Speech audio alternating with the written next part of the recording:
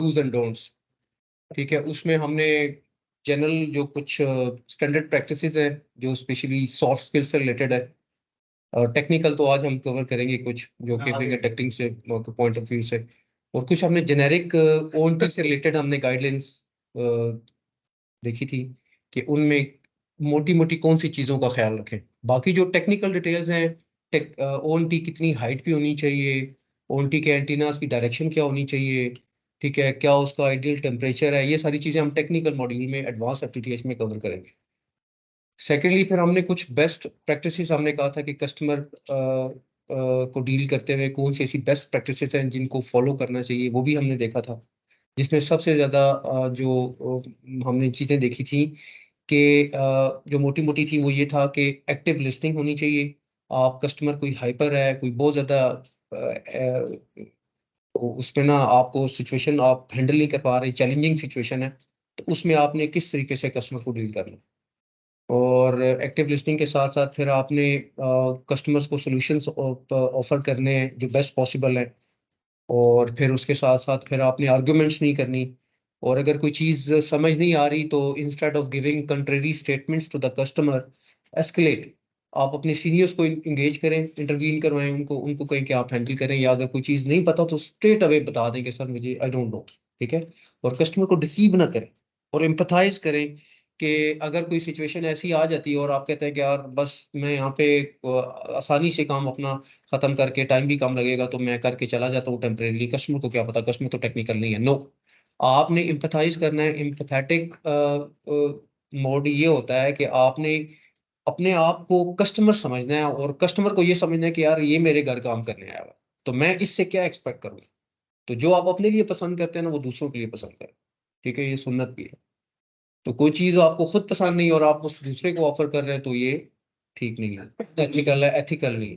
ठीक है, और इसी तरीके से फिर हमने ये भी उसमें देखा था कि अकाउंटेबिलिटी होनी चाहिए। अगर अगर आप समझते हैं कि आपकी कोई मिस्टेक थी, आप टाइमली नहीं पहुंच सके, तो एडमिट करें, कस्टमर को बताएं कि sir I really apologise, I admit कि मैं लेट आया हूँ और मैंने जो कमिटमेंट थी उसको फुलफिल नहीं किया। I am really sorry for that. और नेक्स्ट ये कोशिश करें कि यार मैंने इसको इम्प्रूव करना है, और कोशिश करें कि टाइमली इंटीमेट कर दें कस्टमर से। लास्ट भी हमने ये देखा था कि डॉक्यूमेंटेशन, सर्विस वेरिफिकेशन और टूल किट की वेरिफिकेशन, जब कस्टमर से बाहर निकलते हैं तो छोटी छोटी चीज़ें हैं जिनमें आपने डॉक्यूमेंट्स को कंप्लीटली फिलअप करना, कस्टमर से सिग्नेचर लेने हैं, कस्टमर को प्रॉपरली चेकलिस्ट को कस्टमर को कहना है कि वो वेरीफाई करें, उसको एक्सप्लेन करने हैं चार्जेस अगर कोई हैं एडिशनल, इक्विपमेंट के रिप्लेसमेंट के चार्जेस है सारी। उसके बाद अपनी टूल किट की जो चेकलिस्ट आपको पता है हमारी स्टैंडर्ड टूल किट है।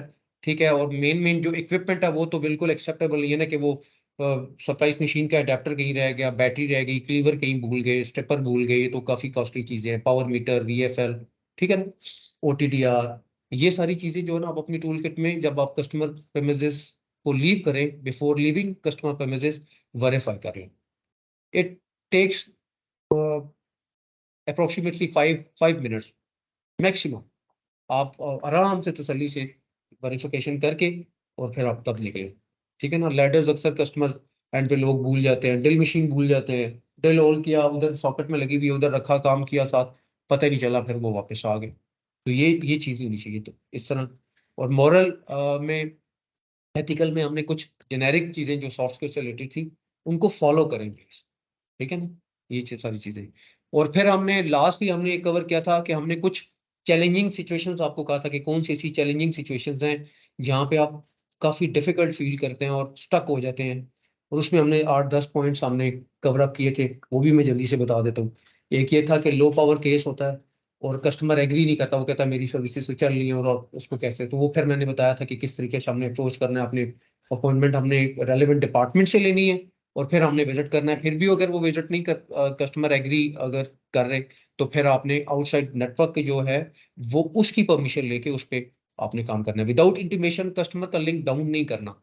ठीक है ना, कुछ कॉल सेंटर्स होते हैं, कुछ क्रिटिकल उनकी एक्टिविटी चल रही होती है, कुछ बच्चों के एग्जाम चल रहे होते हैं और डिफरेंट चीजें चल रही होती है जो कि वी डोंट नो कि what is going on at customer premises. तो लिहाजा आप जो है वो सीसीटीवी कैमरास लगे होते हैं, आप कोई इस तरह की एक्टिविटी करेंगे विदाउट इंटीमेशन तो वो बड़ी ऑकवर्ड होगी, अनप्रोफेशनल होगी और वो बाजू का लीगल भी प्रोसीजर्स चला देते हैं कस्टमर्स, ठीक है ना। दूसरा ये था कि सेल्स वाले हम कहते हैं जी कि वो केबल का गाइड नहीं करते कस्टमर्स को प्रॉपर के 35 मीटर पैकेज में। वो कहते हैं सब कुछ फ्री है, टीम आएगी सब कुछ लगा के आपको चली जाएगी। लेकिन जब टीम जाती है तो वो टीम जब कस्टमर को बताती है कि जी जब इंस्टॉलेशन हो जाती है, साइन करवाते हैं, कस्टमर कहता है मुझे तो कहा गया था जी कि जितनी भी केबल लगेगी सब फ्री है, लेकिन आप बताते हैं कस्टमर को नहीं सर 35 मीटर फ्री है, बाकी जो है ना वो एडिशनल होगी, वो चार्ज होगी। तो वो उसका प्रोसीजर ये था कि आप पहले बताएं, काम शुरू करने से पहले कस्टमर को बता दें कि सर अप्रोक्सीमेटली इतनी केबल लगेगी, इतनी इथरनेट लगेगी, इतनी फाइबर लगेगी, ये एडिशनल कनेक्टर्स लगेंगे, ये चीजें, ताकि कस्टमर को एक मेंटली उसको पता हो, मेंटली वो प्रिपेयर्ड हो। बिल्कुल एक रन टाइम पे आप जब सारा काम खत्म करने के बाद आप बताएंगे तो वो एक अनप्रोफेशनल हो जाएगा। कस्टमर कहेगा यार आपने मुझे पहले क्यों नहीं बताया। तो बजाय इसके कि आप सेल्स को एक्सपेक्ट करेंगे, सेल्स वाले सारी चीजें क्लियर कट बताएंगे और आप जो है ना वो जाएंगे और जस्ट इंस्टॉलेशन करके वापस आ जाए, ऐसा नहीं। आप क्रॉस चेक रखें, keep control in your hands as well, ठीक है। थर्डली, हमने कहा था कि डायरेक्टली विजिट्स अलाउड नहीं है, लेकिन डायरेक्टली विजिट्स जब अगर आप करेंगे, नियर बाई होंगे, सेम सेक्टर में होंगे, तो फिर आप proper neat and clean uniform में होंगे, आपके पास कंपनी कार्ड होना चाहिए, ऑफिस टाइमिंग के दौरान जाना चाहिए, ऑड आवर्स के अंदर नहीं जाना चाहिए, कोई ऐसी एक्टिविटी नहीं करनी चाहिए जिससे कस्टमर को ये इंप्रेशन जाए कि यार ये कोई थर्ड पार्टी बंदा है या कंपनी से रिलेटेड नहीं है, ठीक है। प्रॉपर अपना कार्ड दिखाएं, कंप्लेंट कस्टमर को कंप्लेंट्स की डिटेल बताएं, डिप्लॉयमेंट्स की डिटेल बताएं कि सर ये आपका ऑर्डर नंबर है, ये फलां सेल्स वाले ने बुक किया था, ये इस डेट में, ये मैंने इस सिलसिले में मैं आ दे रहा हूँ, ठीक है। तो वो फिर माइंड नहीं करेगा। लेकिन अगर आप विदाउट एनी इंफॉर्मेशन वैसे ही आप चले जाएंगे, सर आप बताएं आपका क्या मसला है और मैं इधर से आया हूँ, तो वो बिल्कुल आपको इंटरटेन नहीं करेगा, उल्टा आप पे वो कंप्लेंट कर देगा आपकी। दूसरा वाईफाई कवरेज से रिलेटेड आपने कहा था काशिफ कि वो प्रॉपर सेल्स नहीं बताती कि उसकी कवरेज कितनी है क्या है। वो हम जाते हैं तो हमें फिर कस्टमर कहता है कि सारी वाईफाई कवरेज हमें सारे एरियाज में करके दें। तो वो भी हमने बताया था कि वो आप डिवाइस लगा के उसको पावर ऑन करें, सर्विस वेरीफाई करें, सिग्नल को वैसे ही चेक कर लें, टेस्ट कर लें, without doing any activity at customer place, just ONT को पावर्ड ऑन कर लें किसी भी सेंट्रलाइज लोकेशन में, कस्टमर को बता दें सर ये सिग्नल यहाँ पे रखेंगे तो ये सिग्नल आएगा, अब आप एग्रीड है, मैं प्रोसीड करूँ इस सॉल्यूशन को। छोटी सी एक एक्टिविटी है, इसको वेरीफाई कर लें और एडिशनल एक्सेस पॉइंट्स रेकमेंड करें। राउट डिसाइड करना है वो इट्स योर रिस्पॉन्सिबिलिटी। अगर फिर भी कस्टमर कहता है कि जी मेरा शिफ्ट करें, तो कस्टमर को बता दें कि सर जिस तरह हमने कल कहा था कि राउट जो पोक आउट की रीलोकेशन है उसके चार्जेस होते हैं। कस्टमर को बताएं कि सर इसमें आपका रैंप टूटेगा, आपकी ये क्रॉसिंग होगी, वो क्रॉसिंग होगी, तो बेहतर ये है कि जिधर हमने प्लान किया हुआ है उधर से ही हमें करने दें। इन साइड प्रीमिसेस जिधर से कहेंगे हम कर देंगे, ठीक है। लेकिन आउटसाइड नेटवर्क जो है वो ऑलरेडी प्री प्लान होता है और उसके अकॉर्डिंगली हमने एटीपी लगाया होता है, वो सारी चीज, ठीक है। फिर ये कि कम्युनिकेशन गैप होता है कि कुछ टिकट कुछ और कस्टमर बताता है, कॉल सेंटर में कुछ और परसीव करते हैं, और फिर वो जब टिकट आउट करते हैं जब हम जाते हैं तो वो डिफरेंट सिनेरियो होता है। उस केस में भी आपने कस्टमर को विन विन सिचुएशन करके आपने हैंडल करना। ऐसा नहीं करना कि जी फलां डिपार्टमेंट तो ऐसा है, फलां डिपार्टमेंट ऐसा है, नहीं। आपने कवर अप करना है उस सिचुएशन को और फिर बाद में आके आपने एस्केलेट कर दिया अपने अपने मैनेजमेंट के साथ, ठीक है। फिर जहाँ पे आपने एक और पॉइंट ये भी रेज किया था जी कि न्यू ओएफसी सेल्स वाले कह देते हैं जी कि वो टीम आएगी और नई ओएफसी डाल के देगी, नई फाइबर। हालांकि वहां पे ऑलरेडी फाइबर ऑप्टिक केबल डली होती है, फाइबर रेडी प्रेमिसेस, उसको एफआरपी कहते हैं। लेकिन फिर भी कस्टमर कहता है जी वो केबल तो पुरानी हो गई है।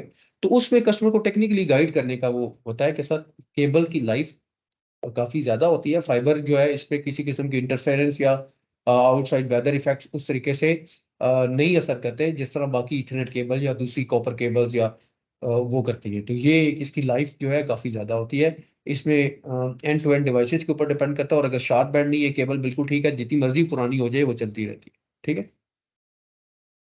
फिर ये कि फ्री ऑफ कॉस्ट वारंटी हम कहते हैं जी, सेल्स वाले जाते हैं वो कहते हैं जी कि आपकी वारंटी फ्री है।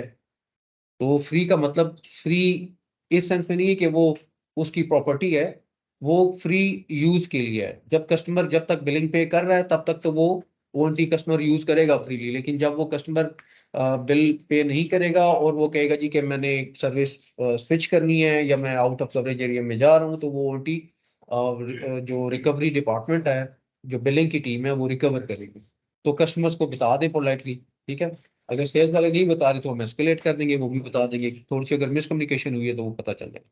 तो that is the overall summary of yesterday. अब हम स्टार्ट करते हैं आज की cabling and ducting. Cabling and ducting की इस ट्रेनिंग के जो मेन ऑब्जेक्टिव है ना, वो ये है कि हम ये इसमें देखेंगे कि केबलिंग स्पेशली जो फाइबर ऑप्टिक्स से रिलेटेड हम करते हैं या ईथरनेट की कह लें, और ड्रिलिंग की क्या टेक्निक्स हैं और किन चीज़ों का ख्याल रखना है, और फिर डक्टिंग की जो टेक्निक्स हैं उनमें हमने किन किन चीज़ों का ख्याल रखना है ताकि हम प्रोफेशनली को हैंडल करें। फर्दर फिर हमने ईथरनेट केबल को और टेलीफोन केबल्स को टेस्ट कैसे करना है, और कौन कौन से मीटर्स हैं जिनके थ्रू हम उसको टेस्ट करते हैं। तो वो एक लैंड टेस्टर होता है जिसके थ्रू हम टेस्ट करते हैं। मल्टीमीटर के थ्रू भी हम कर सकते हैं डिफरेंट चीज़ें। हाँ, फ्लूक मीटर तो वो तो खैर वो हम यूज़ नहीं करते हैं नेटवर्क में। नॉर्मली हम जो है वो अपना मल्टीमीटर यूज़ कर रहे होते हैं केबल्स की ट्रेसिंग के लिए, ठीक है, कंटिन्यूटी फीचर को यूटिलाइज करते हुए। और फिर ये लैंड टेस्टर के थ्रू हम करते हैं, उसमें RJ45 को भी करते हैं, RJ11 को भी करते हैं, टेलीफोन की भी केबल को और ईथरनेट केबल को। तो this is the main objective. अब आप एक पिक्चर देखें, इसमें एडवांटेजेस क्या है केबलिंग के, कि इसमें आपको केबल्स प्रॉपरली ड्रेसअप हुई नजर आ रही हैं, ठीक है, और इसमें प्रॉपरली अरेंज्ड हुई नहीं है। और इसका जो बेनिफिट है वो आपकी नज़र में क्या है? इसका क्या बेनिफिट होगा अगर आप इस तरह की ड्रेसिंग करें? एक तो इसकी आउटलुक काफी डिसेंट है, पता चल रहा है कि किसी प्रोफेशनल डाटा सेंटर की तस्वीर है या किसी एक ट्रेंड रिसोर्स ने जो ना इसको हैंडल किया है, ऐसा ही है। इसमें क्या है कि लॉन्ग इसकी लाइफ होगी, ठीक है, और क्वालिटी ऑफ सर्विस होगी, कोई शार्प बेंड नहीं होगा, कोई केबल के ऊपर किंक नहीं आएगा, केबल डैमेज नहीं होगी, उसको रिप्लेसमेंट करने के लिए आपको दोबारा से डाउन टाइम नहीं लेना पड़ेगा। एक दफ़ा केबल प्रॉपरली अपलोड करेंगे, क्लिप अप करेंगे, प्रॉपर उसकी स्ट्रिपिंग शिपिंग कर देंगे, तो फिर क्या होगा कि वो केबल अपनी जगह पे इंटैक्ट रहेगी, उसके ऊपर स्ट्रेस या स्ट्रेन नहीं आएगा, उसकी आउटर जो जैकेट है वो भी प्रॉपर रहेगी, और उसकी क्वालिटी ऑफ जो सर्विस है इनसाइड जो डाटा सिग्नल जा रहा है वो इंटैक्ट रहेगा, वो लीक आउट नहीं करेगा या वो उसमें मसला नहीं होगा। दूसरा ये कि ये रिलायबल है, ठीक है, ऐसा ही है, आप इस पे रिलाय करेंगे कि यार मुझे इस कनेक्शन के ऊपर रिलाई कर रहा हूँ कि ये डैमेज नहीं होगा, और मैं इसको आई कैन रिलाई कि मैं अगर अगर कोई क्रिटिकल से क्रिटिकल टास्क भी हैंडल कर रहा हूँ, मैं कोई ऑनलाइन कोई इंटरव्यू दे रहा हूँ या ऑनलाइन मैं कोई ट्रेनिंग ले रहा हूँ, एग्जाम दे रहा हूँ, तो इस तरह का नेटवर्क होगा तो उसमें आउटेज नहीं आएगी। तो it is a reliable network. Reduce complaints definitely, जब आप इस क्वालिटी का ख्याल रखेंगे, ईथरनेट की केबल्स को प्रॉपर स्टैंडर्ड्स को फॉलो करेंगे, तो कंप्लेंट्स नहीं आएंगी, डाउन टाइम आपको नहीं लेना पड़ेगा। और time saving in the sense इस तरह कॉस्ट सेविंग भी है कि रिपीटेडली आपको इसके ऊपर मेंटेनेंस कॉस्ट नहीं करनी पड़ेगी। एक दफ़ा आप प्रॉपर काम करेंगे तो उस पर मेंटेनेंस कॉस्ट नहीं आएगी, और बार बार आपका जो मेंटेनेंस जो टाइम लग रहा है वो भी उससे आप अवॉइड करेंगे, ठीक है। तो these are the advantages of the proper cabling. अब अगर आप ये नेटवर्क देखें, ये आप छोटी सी तस्वीर में देख रहे हैं कि इसमें केबल्स बिल्कुल जिग जैग जा रही हैं, लूज हैं, कोई पता नहीं है, ना इसकी टैगिंग है, ना समझ आ रही है कि केबल किधर से कनेक्ट, एक सिरे से किधर कनेक्टेड है, दूसरी किधर जा रही है। तो जब हम इस तरीके से पुअर केबलिंग हम जब करेंगे तो उसका नुकसान क्या होगा? एक तो डिग्रेडेड सर्विस होगी और रिलायबल नहीं होगी, डिक्रीज लाइफ ऑफ केबल्स होगी। जाहिर सी बात है, केबल्स के ऊपर केबल्स चढ़ी हुई है, ठीक है, आप इसमें वो टेंगल हुई हुई है, उस पे जब एक दफा कोई किसी के साथ मिक्सअप हुई, आपने खींचा, प्रेशर आया, केबल जो है ना उस पर किंग पड़ेगा और वो डैमेज हो जाएगी। तो उसकी इम्पिडेंस का भी मिसमैच होने के चांसेस हैं, ठीक है, किसी एक जगह पे जो सिग्नल स्टक कर रहा है, किसी एक जगह बिल्कुल केबल बिल्कुल प्रॉपर है। तो ये इसका वेस्टेज ऑफ टाइम भी है, जाहिर सी बात है, बार बार आप टेम्परेरी बेसिस पे केबलें आपने डाली हुई हैं, वो किसी का पाँव लगेगा, किसी का हाथ लगेगा, आप इवन तो काम ही नहीं कर सकेंगे, ठीक है, स्पेस भी ऑक्यूपाई हुई हुई है, तो ये नुकसान होगा। और इक्विपमेंट की जो डिसिपेशन होती है, हीट डिसिपेशन होती है, जिधर एग्जॉस्ट फैंस लगे होते हैं, जिधर वो सारी कूलिंग कर रहा होता है, उसके आगे सारी केबल्स आपकी आई हुई है, पूरे इक्विपमेंट के सामने केबल्स देखो ना लटक रही हैं, प्रॉपर वो ऑर्गेनाइजर्स के थ्रू तो जा नहीं रही।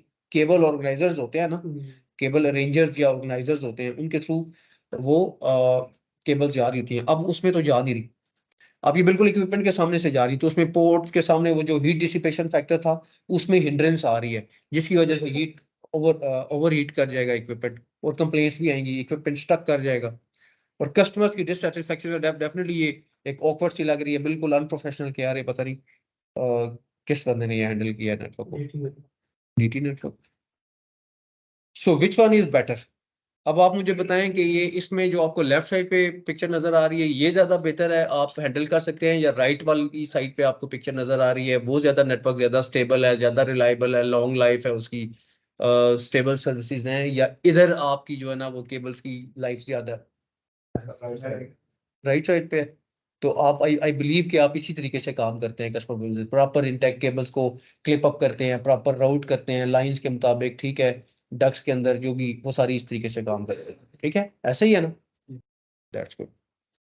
अब ये नेटवर्क्स के ऊपर आते हैं हम। नेटवर्क्स की कितनी टाइप्स? नॉर्मली अगर हम बात करें जो नेटवर्क्स हैं, अगर कंप्यूटर की लैंग्वेज में अगर हम बात करें, डाटा नेटवर्क्स की बात करें, तो उसमें नेटवर्क्स की कितनी टाइप्स? एक पैन है, पर्सनल जो एरिया नेटवर्क है, जिसमें आपकी लोकल एक प्रीमिसेस के अंदर एक नेटवर्क है, वो डिवाइस के साथ शेयरिंग आपने की हुई है, और आप अपनी उस लोकल एक with in the same premises आप कर रहे हैं, उसको पैन कह सकते हैं हम। लोकल एरिया नेटवर्क को भी हम लैन कह सकते हैं। पैन एक छोटा सा ब्लूटूथ के थ्रू अगर आप करते हैं, एक आपका पर्सनल एक पर्सनल बंदे का नेटवर्क है, जिसमें उसकी ब्लूटूथ भी कनेक्टेड है, उसकी जो है कोई इंफ्रारेड के ऊपर कोई और डिवाइस है, वायरलेसली कुछ और कनेक्ट किया हुआ है, तो लोकली उसने अपना एक नेटवर्क बनाया हुआ है अपने इर्द गिर्द। एनएफसी की तरह होता है ना, एनएफसी भी कह सकते हैं, ठीक है ना, जिस तरह वो सारी। और दूसरा लैन नेटवर्क जो है, लैन में आपका लोकल एरिया नेटवर्क है, वो विद इन प्रेमिसेस होता है, लेकिन डिफरेंट यूजर्स होते हैं उसमें, ठीक है ना। आपके मोबाइल गैजेट है, आपका लैपटॉप है, डेस्कटॉप है, गेमिंग स्टेशन है, कुछ भी, ठीक है, आईपीटीवी कैमराज है, वो सारे जो कनेक्ट होते हैं तो वो लैन नेटवर्क पे आ जाते हैं। फिर आपका मैन नेटवर्क है, मेट्रोपॉलिटन एरिया नेटवर्क, जिसमें विद इन सिटीज आपकी जो कनेक्टिविटी होती है ना, जिस तरह यहाँ से रावलपिंडी से इस्लामाबाद हमारी आई ये मेट्रोपॉलिटन हम कह सकते हैं, यहाँ से लाहौर कनेक्टिविटी, लाहौर से फिर कराची, तो ये डिफरेंट सिटीज के दरमियान जो कनेक्टिविटी होती है वो मेट्रोपॉलिटन एरिया नेटवर्क कहता है। कैंपस नेटवर्क में ये होता है कि विद इन अ कैंपस, एक यूनिवर्सिटी का कैंपस है, ठीक है, उसमें अगर आपका नेटवर्क डला हुआ है, तो उसमें जाहिर सी बात है उसको हम कैंपस नेटवर्क कहेंगे, ठीक है। उसमें डिफरेंट स्विचेस लगे होते हैं, उसमें वायरलेस डिवाइसेस भी लगी होती है, ठीक है। तो वो अपने एक कैंपस के अंदर ही उनका नेटवर्क होता है, इंट्रा नेटवर्क कह लें, वो सारा नेटवर्क उसी कैंपस के अंदर होता है। वैन वाइड एरिया नेटवर्क है, इसको हम इंटरनेट भी कह सकते हैं, वाइड एरिया नेटवर्क है, ठीक है। इसमें city to city, countries to country जो इंटरकनेक्टिविटी होती है, और वो उसको वैन हम कहते हैं यूजली, और जिसके ऊपर आप लाइव इंटरनेट भी आप एक्सेस कर रहे होते हैं, ठीक है ना। दूसरा सीडीएन है, कंटेंट डिलीवरी नेटवर्क। ये वो सीडीएन वो होता है कि जो अक्सर आपने देखा होगा, डिफरेंट सर्वर्स होते हैं, यूट्यूब के होते हैं, फेसबुक के होते हैं, जितनी भी सोशल जो मीडिया की जो साइट्स है ना, जो सर्वर्स हैं, वो उनके ऊपर एक कंटेंट ऐसा आता है, या एक कोई वीडियो अगर आपने प्ले की, तो वो हो सकता है कि वो सोशल मीडिया पे इतनी वायरल होती है कि वो 100 यूजर्स सेम उसी वीडियो को डाउनलोड कर रहे होते हैं, ठीक है। तो सीडीएन का बेनिफिट ये होता है कि वो जो वायरल वीडियो होती है, वो जब आप में से कोई एक बंदा उसको एक्सेस करता है, तो वो सीडीएन नेटवर्क वो जो सर्वर होता है सीडीएन, उसके ऊपर वो डाउनलोड हो जाती है एक दफा। अब नेक्स्ट अगर आफ्ताब डाउनलोड करेगा ना, तो उसमें क्या होगा कि वो उसको वापस स्ट्रेट इंटरनेट पे नहीं जाना पड़ेगा, जहां पे वो जिधर डेस्टिनेशन पे वो पड़ी हुई है, वो सर्वर देखेगा यार ये तो फाइल मेरे पास ही पड़ी हुई है लोकली, अगर मैंने सीडीएन सर्वर होस्ट किया हुआ है अपने डाटा सेंटर में, तो मैं यहीं से उसकी कॉपी उठा के उसको दे दूंगा। उसका बेनिफिट क्या होगा? उसका बेनिफिट ये होगा कि मुझे स्ट्रेट इंटरनेट पे नहीं जाना पड़ेगा, लोकली मैं उठा के दे दूंगा, डिले कम आएगा, ठीक है, और क्विक मुझे स्पीड भी ज्यादा मिलेगी, ठीक है, उस पर लोड भी नहीं पड़ेगा, और मेरी इंटरनेट की जो बैंडविड्थ है वो भी सेफ रहेगी। एज अ सर्विस प्रोवाइडर मेरी इंटरनेट की बैंडविड्थ भी सेफ रहेगी। मैं जो कुछ जो लोकल जो जो जो इंटरनेट की ट्रैफिक की सारी मैं ओवर द इंटरनेट नहीं भेज रहा, मैं कुछ चीजों को लोकली भी सर्व कर रहा हूँ। तो ये क्या है? ये सीडीएन नेटवर्क के थ्रू होता है कि कंटेंट डिलीवरी नेटवर्क, मतलब अगर मैं कोई एक्सेस करता हूँ कोई ऐसी वीडियो, हो सकता है वो मैं मेरा यहाँ से रिक्वेस्ट जाए, वो आई10 डाटा सेंटर आई10 से लाहौर जाए, लाहौर से कराची, या कराची से उठा के मुझे वापस रिवर्ट कर दे। ये जरूरी नहीं कि यहाँ से वो I-10 जाएगी, I-10 से कराची, कराची से वो पहले और थ्रू आउट अमेरिका जाएगी और वहां से वो फाइल लेके आएगी। नहीं, लोकली जब इधर ही पड़ा हुआ है तो जब उधर जाएगी ट्रैफिक तो जाहिर सी बात है डिले भी आएगा, डिस्टेंस भी ज्यादा है।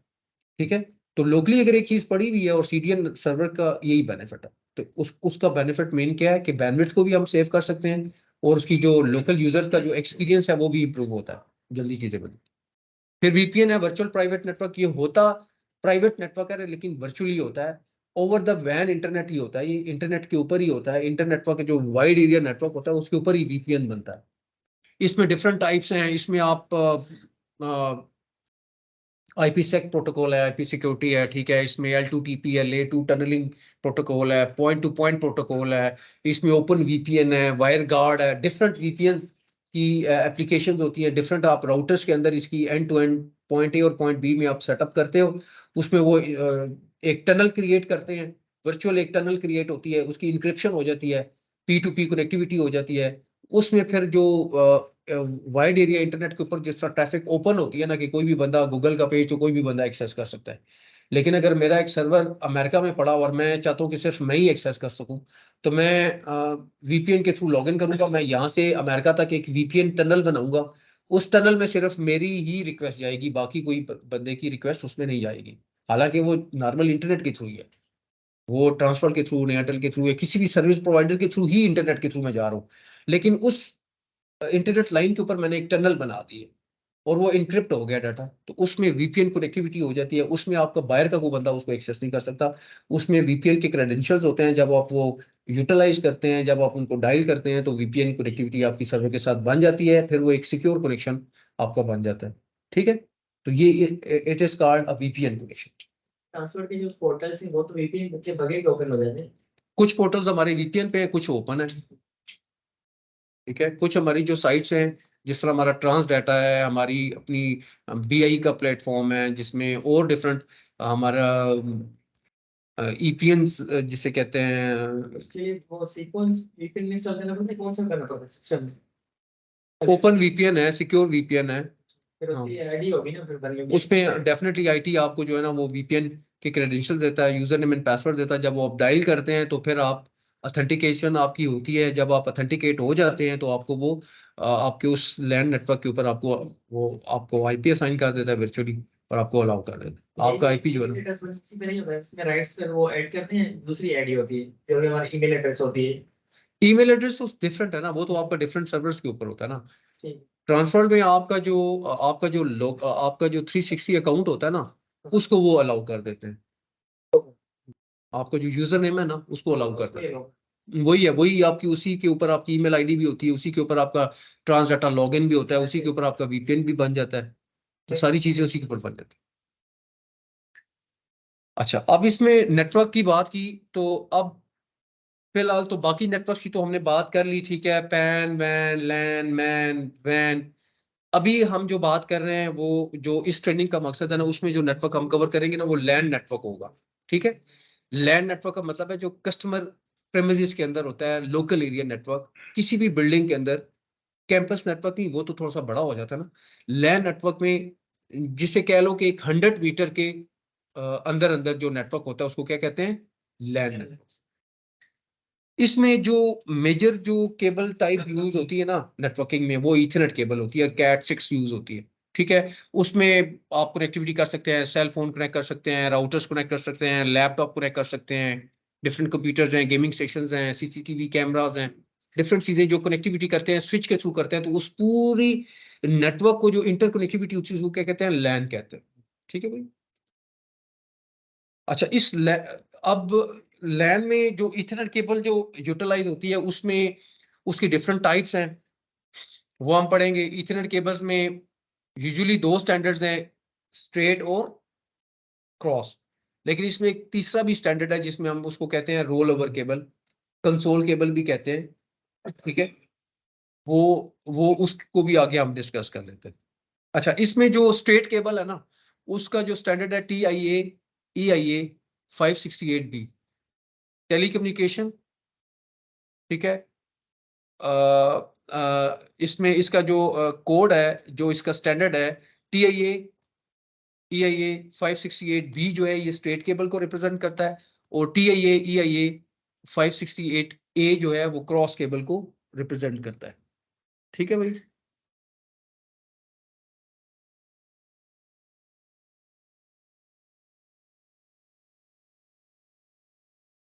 टाइप्स ऑफ कंडक्टर्स, अब कंडक्टर्स की भी दो टाइप्स होती हैं, एक स्ट्रैंडेड होता है, एक सॉलिड होता है। Ethernet cables are physically manufactured in the two basic forms called solid and stranded. ठीक है, there are also two types of materials being used for these conductors like silver, copper coated silver and pure copper conductors के कुछ cables आपने UTP cables देखी भी होंगी जो solid conductors के आती हैं। प्योर उसमें कॉपर की वो उसका जो कंडक्टर होता है, उसका जो मटेरियल होता है प्योरली कॉपर का होता है। ठीक है, वो कैट 6 की केबल होती है।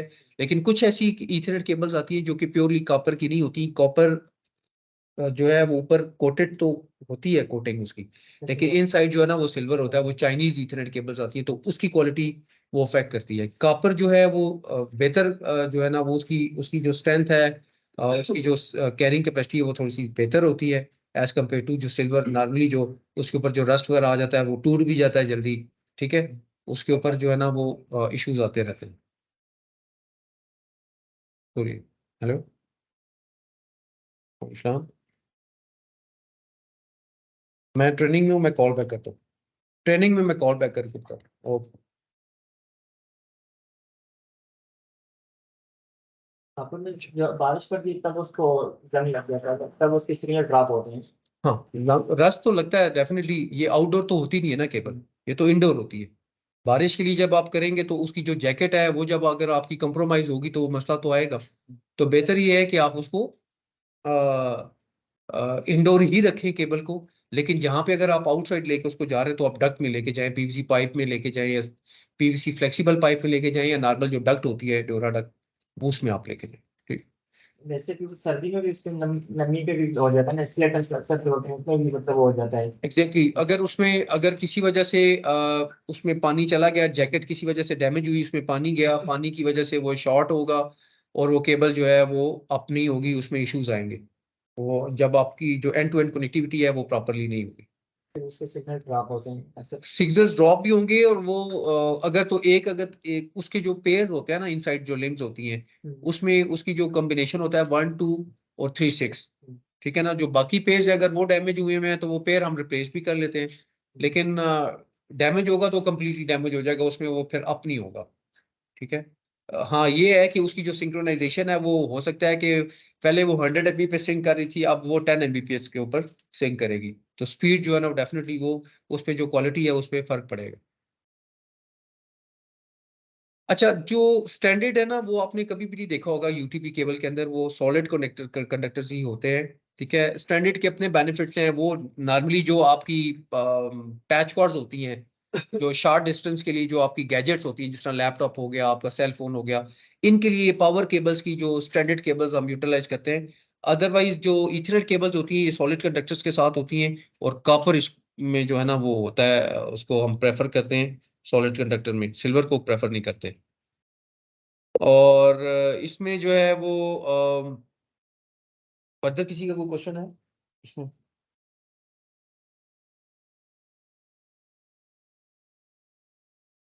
टाइप्स ऑफ ईथरनेट केबल्स में जिस तरह मैंने बताया था कि 3 टाइप्स ऑफ केबल्स हैं। इसमें स्ट्रेट थ्रू केबल है which is use to connect to different devices, और क्रॉस केबल है which is use to connect to similar devices.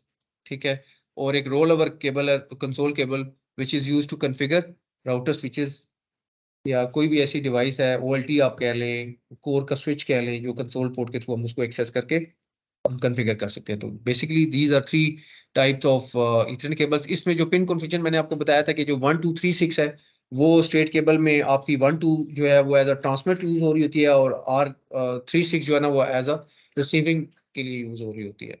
लेकिन इसमें जो डाटा जो आपकी जो कैट 6 या आप कह लेना जो गीगाबिट केबल होती है, वो कैट 6 में जो गीगाबिट का स्टैंडर्ड है, उसमें ये होता है कि आपकी चारों पेज जो है ना वो यूटिलाइज हो रहे होते हैं ऑन द सेम टाइम। अगर आप कहें ना कि 1 2 3 6 के ऊपर मुझे मेरी मैं 1000 MBPS के ऊपर सिंक हो जाए मेरी डिवाइस, आपका IPTV गिग पोर्ट के ऊपर सिंक नहीं होगा। अगर आपकी वो जो pre defined pre fabricated cable डब्बे के अंदर से निकलती है 1 2 3 6 वाली जिसमें सिर्फ 4 पिन होती हैं, तो उसके ऊपर वो अप नहीं होगा, ये आपने नोट भी किया होगा। जब तक आप उसको गिग पोर्ट के ऊपर कनेक्ट नहीं करते, चारों पेयर्स को आप टर्मिनेट नहीं करते, तब तक वो आईपीटीवी बॉक्स नहीं चलेगा। अगर चलेगा भी तो वो गिग पोर्ट के ऊपर सिंक नहीं होगा। ठीक है, इंटरनेट एप्लीकेशन हो सकता है चल भी जाए, ठीक है ना। और इसमें फर्दर जो है वो स्ट्रेट केबल का, जिससे मैंने बताया था कि स्ट्रेट केबल का जो स्टैंडर्ड है वो टी 568B है। इसके जो दोनों एंड्स हैं उसकी जो कलर कॉम्बिनेशन क्या होगा, white orange orange, white green blue, white blue green, white brown और ब्राउन। लेफ्ट टू राइट जब आप काउंट करेंगे 1 to 8 जो आपको ऊपर नजर आ रहा है, 1 से लेके 8 तक आप लेफ्ट से राइट तक आप करेंगे, कनेक्टर को पंच करेंगे, तो दूसरा सिरा भी इसका सेम पिन कॉन्फ़िगरेशन के ऊपर आप जब बनाएंगे तो इसको कहेंगे हम स्ट्रेट केबल। और इसी स्टैंडर्ड को फॉलो करें, ठीक है। अगर आप किसी और स्टैंडर्ड को फॉलो करेंगे जिसमें देसी तरीके में कोई भी पिन जो है ना वो ऑरेंज को एक साथ रख दिया, ग्रीन को एक साथ रख दिया, ब्लू को एक साथ रख दिया, और आपने ब्राउन को एक साथ रख दिया तरतीब में, तो वो भी ठीक नहीं है। इस स्टैंडर्ड का बनाने का मकसद यही है कि उसको फॉलो किया जाए, ताकि हमें पता चल जाए, देखें तो हमें पता चल जाए कि ये स्ट्रेट केबल है, ये क्रॉस केबल है, और दूसरे सिरे को ट्रबल शूट करना आसान हो जाता है। इंटरनेट में जो इसकी कलरिंग तो वैसे इसकी ब्लू वाली फर्स्ट होता है, पहला पेयर होता है, व्हाइट ब्लू, या ये इंटरनेट में चेंज है इसके, व्हाइट ऑरेंज होता है ना पहला। White orange. हाँ, व्हाइट ऑरेंज होता है ना पहला, पहला जो पेयर है ना ये व्हाइट ऑरेंज और ऑरेंज होता है, ठीक है। उसके बाद फिर आपका व्हाइट ग्रीन आता है, उसके बाद फिर ब्लू और व्हाइट ब्लू। आपने इसमें नोट किया होगा कि कोई भी व्हाइट जो व्हाइट और कोई कलर है ना, उसके साथ वो एक फुल कलर आता है, फिर फुल कलर के बाद फिर व्हाइट और एक कलर आता है, फिर फुल कलर आता है। तो ये एक सीक्वेंस है इसमें। तो इसको याद करने का बड़ा आसान तरीका है कि एक चीज ये कॉन्सेप्ट याद रखिए कि कोई भी कलर है ना व्हाइट के साथ जो आ रहा है, उसके साथ फिर उसके बाद नेक्स्ट क्या आएगा, फुल कलर आएगा। फुल कलर के फौरन तब वो एक पेयर बना। हाँ वो पेयर बन जाएगा, ठीक है। और इसमें सिर्फ अगर आप देखें तो ये जो पिन कॉन्फ़िगरेशन है ये स्ट्रेट केबल की है, और इसी को फॉलो करें तो ज्यादा बेहतर, ठीक है ना। इसमें इसके क्या बेनिफिट हैं वो हम आगे डिस्कस करते हैं। ये आपकी क्रॉस केबल कैसे बनेगी, इसका जो एक एंड होगा वो T568B होगा, जिसमें नॉर्मल एक स्ट्रेट केबल बनाते हैं।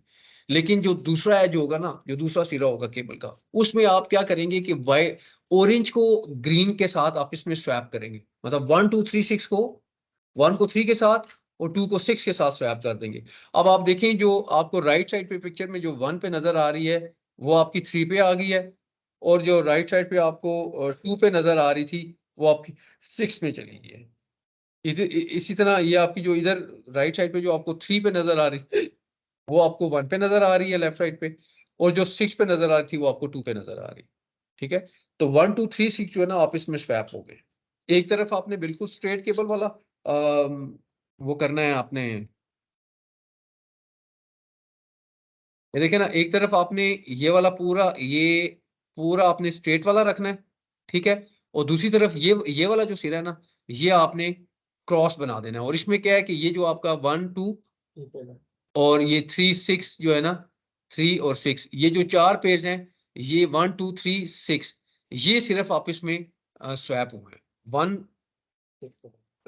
3 के साथ, 2 6 के साथ स्वैप हुआ है। बाकी जो 4 5 और 7 8 है ना, ये अपनी जगह पे दोनों कनेक्टर्स में सेम लोकेशन के ऊपर है, ठीक है। तो ये क्रॉस केबल का कॉम्बिनेशन है।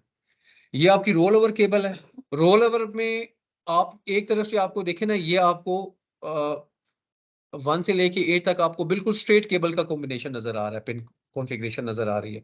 लेकिन जब आप इसका दूसरा सिरा बनाएंगे ना, तो इसमें टोटल इसको आप रोल ओवर कर देंगे, मतलब 1 को 8 के साथ कर देंगे स्वैप, 2 को 7 के साथ, 3 को आप 6 के साथ कर देंगे, 4 को आपको 5 के साथ, इधर 5 4 के साथ, 6 3 के साथ, 7 2 के साथ और 8 1 के साथ।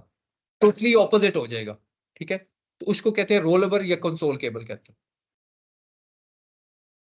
प्रिपेयरिंग ईथरनेट केबल को प्रिपेयर करने के लिए किन किन चीजों का ख्याल रखना चाहिए, और कौन सी ऐसी बेस्ट प्रैक्टिसेस हैं जो कि फॉलो करनी चाहिए, ताकि हम प्रोफेशनली केबल को बनाएं और उसकी लाइफ भी लंबी हो और वो स्टेबल भी हो, और उसमें कोई इश्यूज ना आए बाद में, ठीक है ना।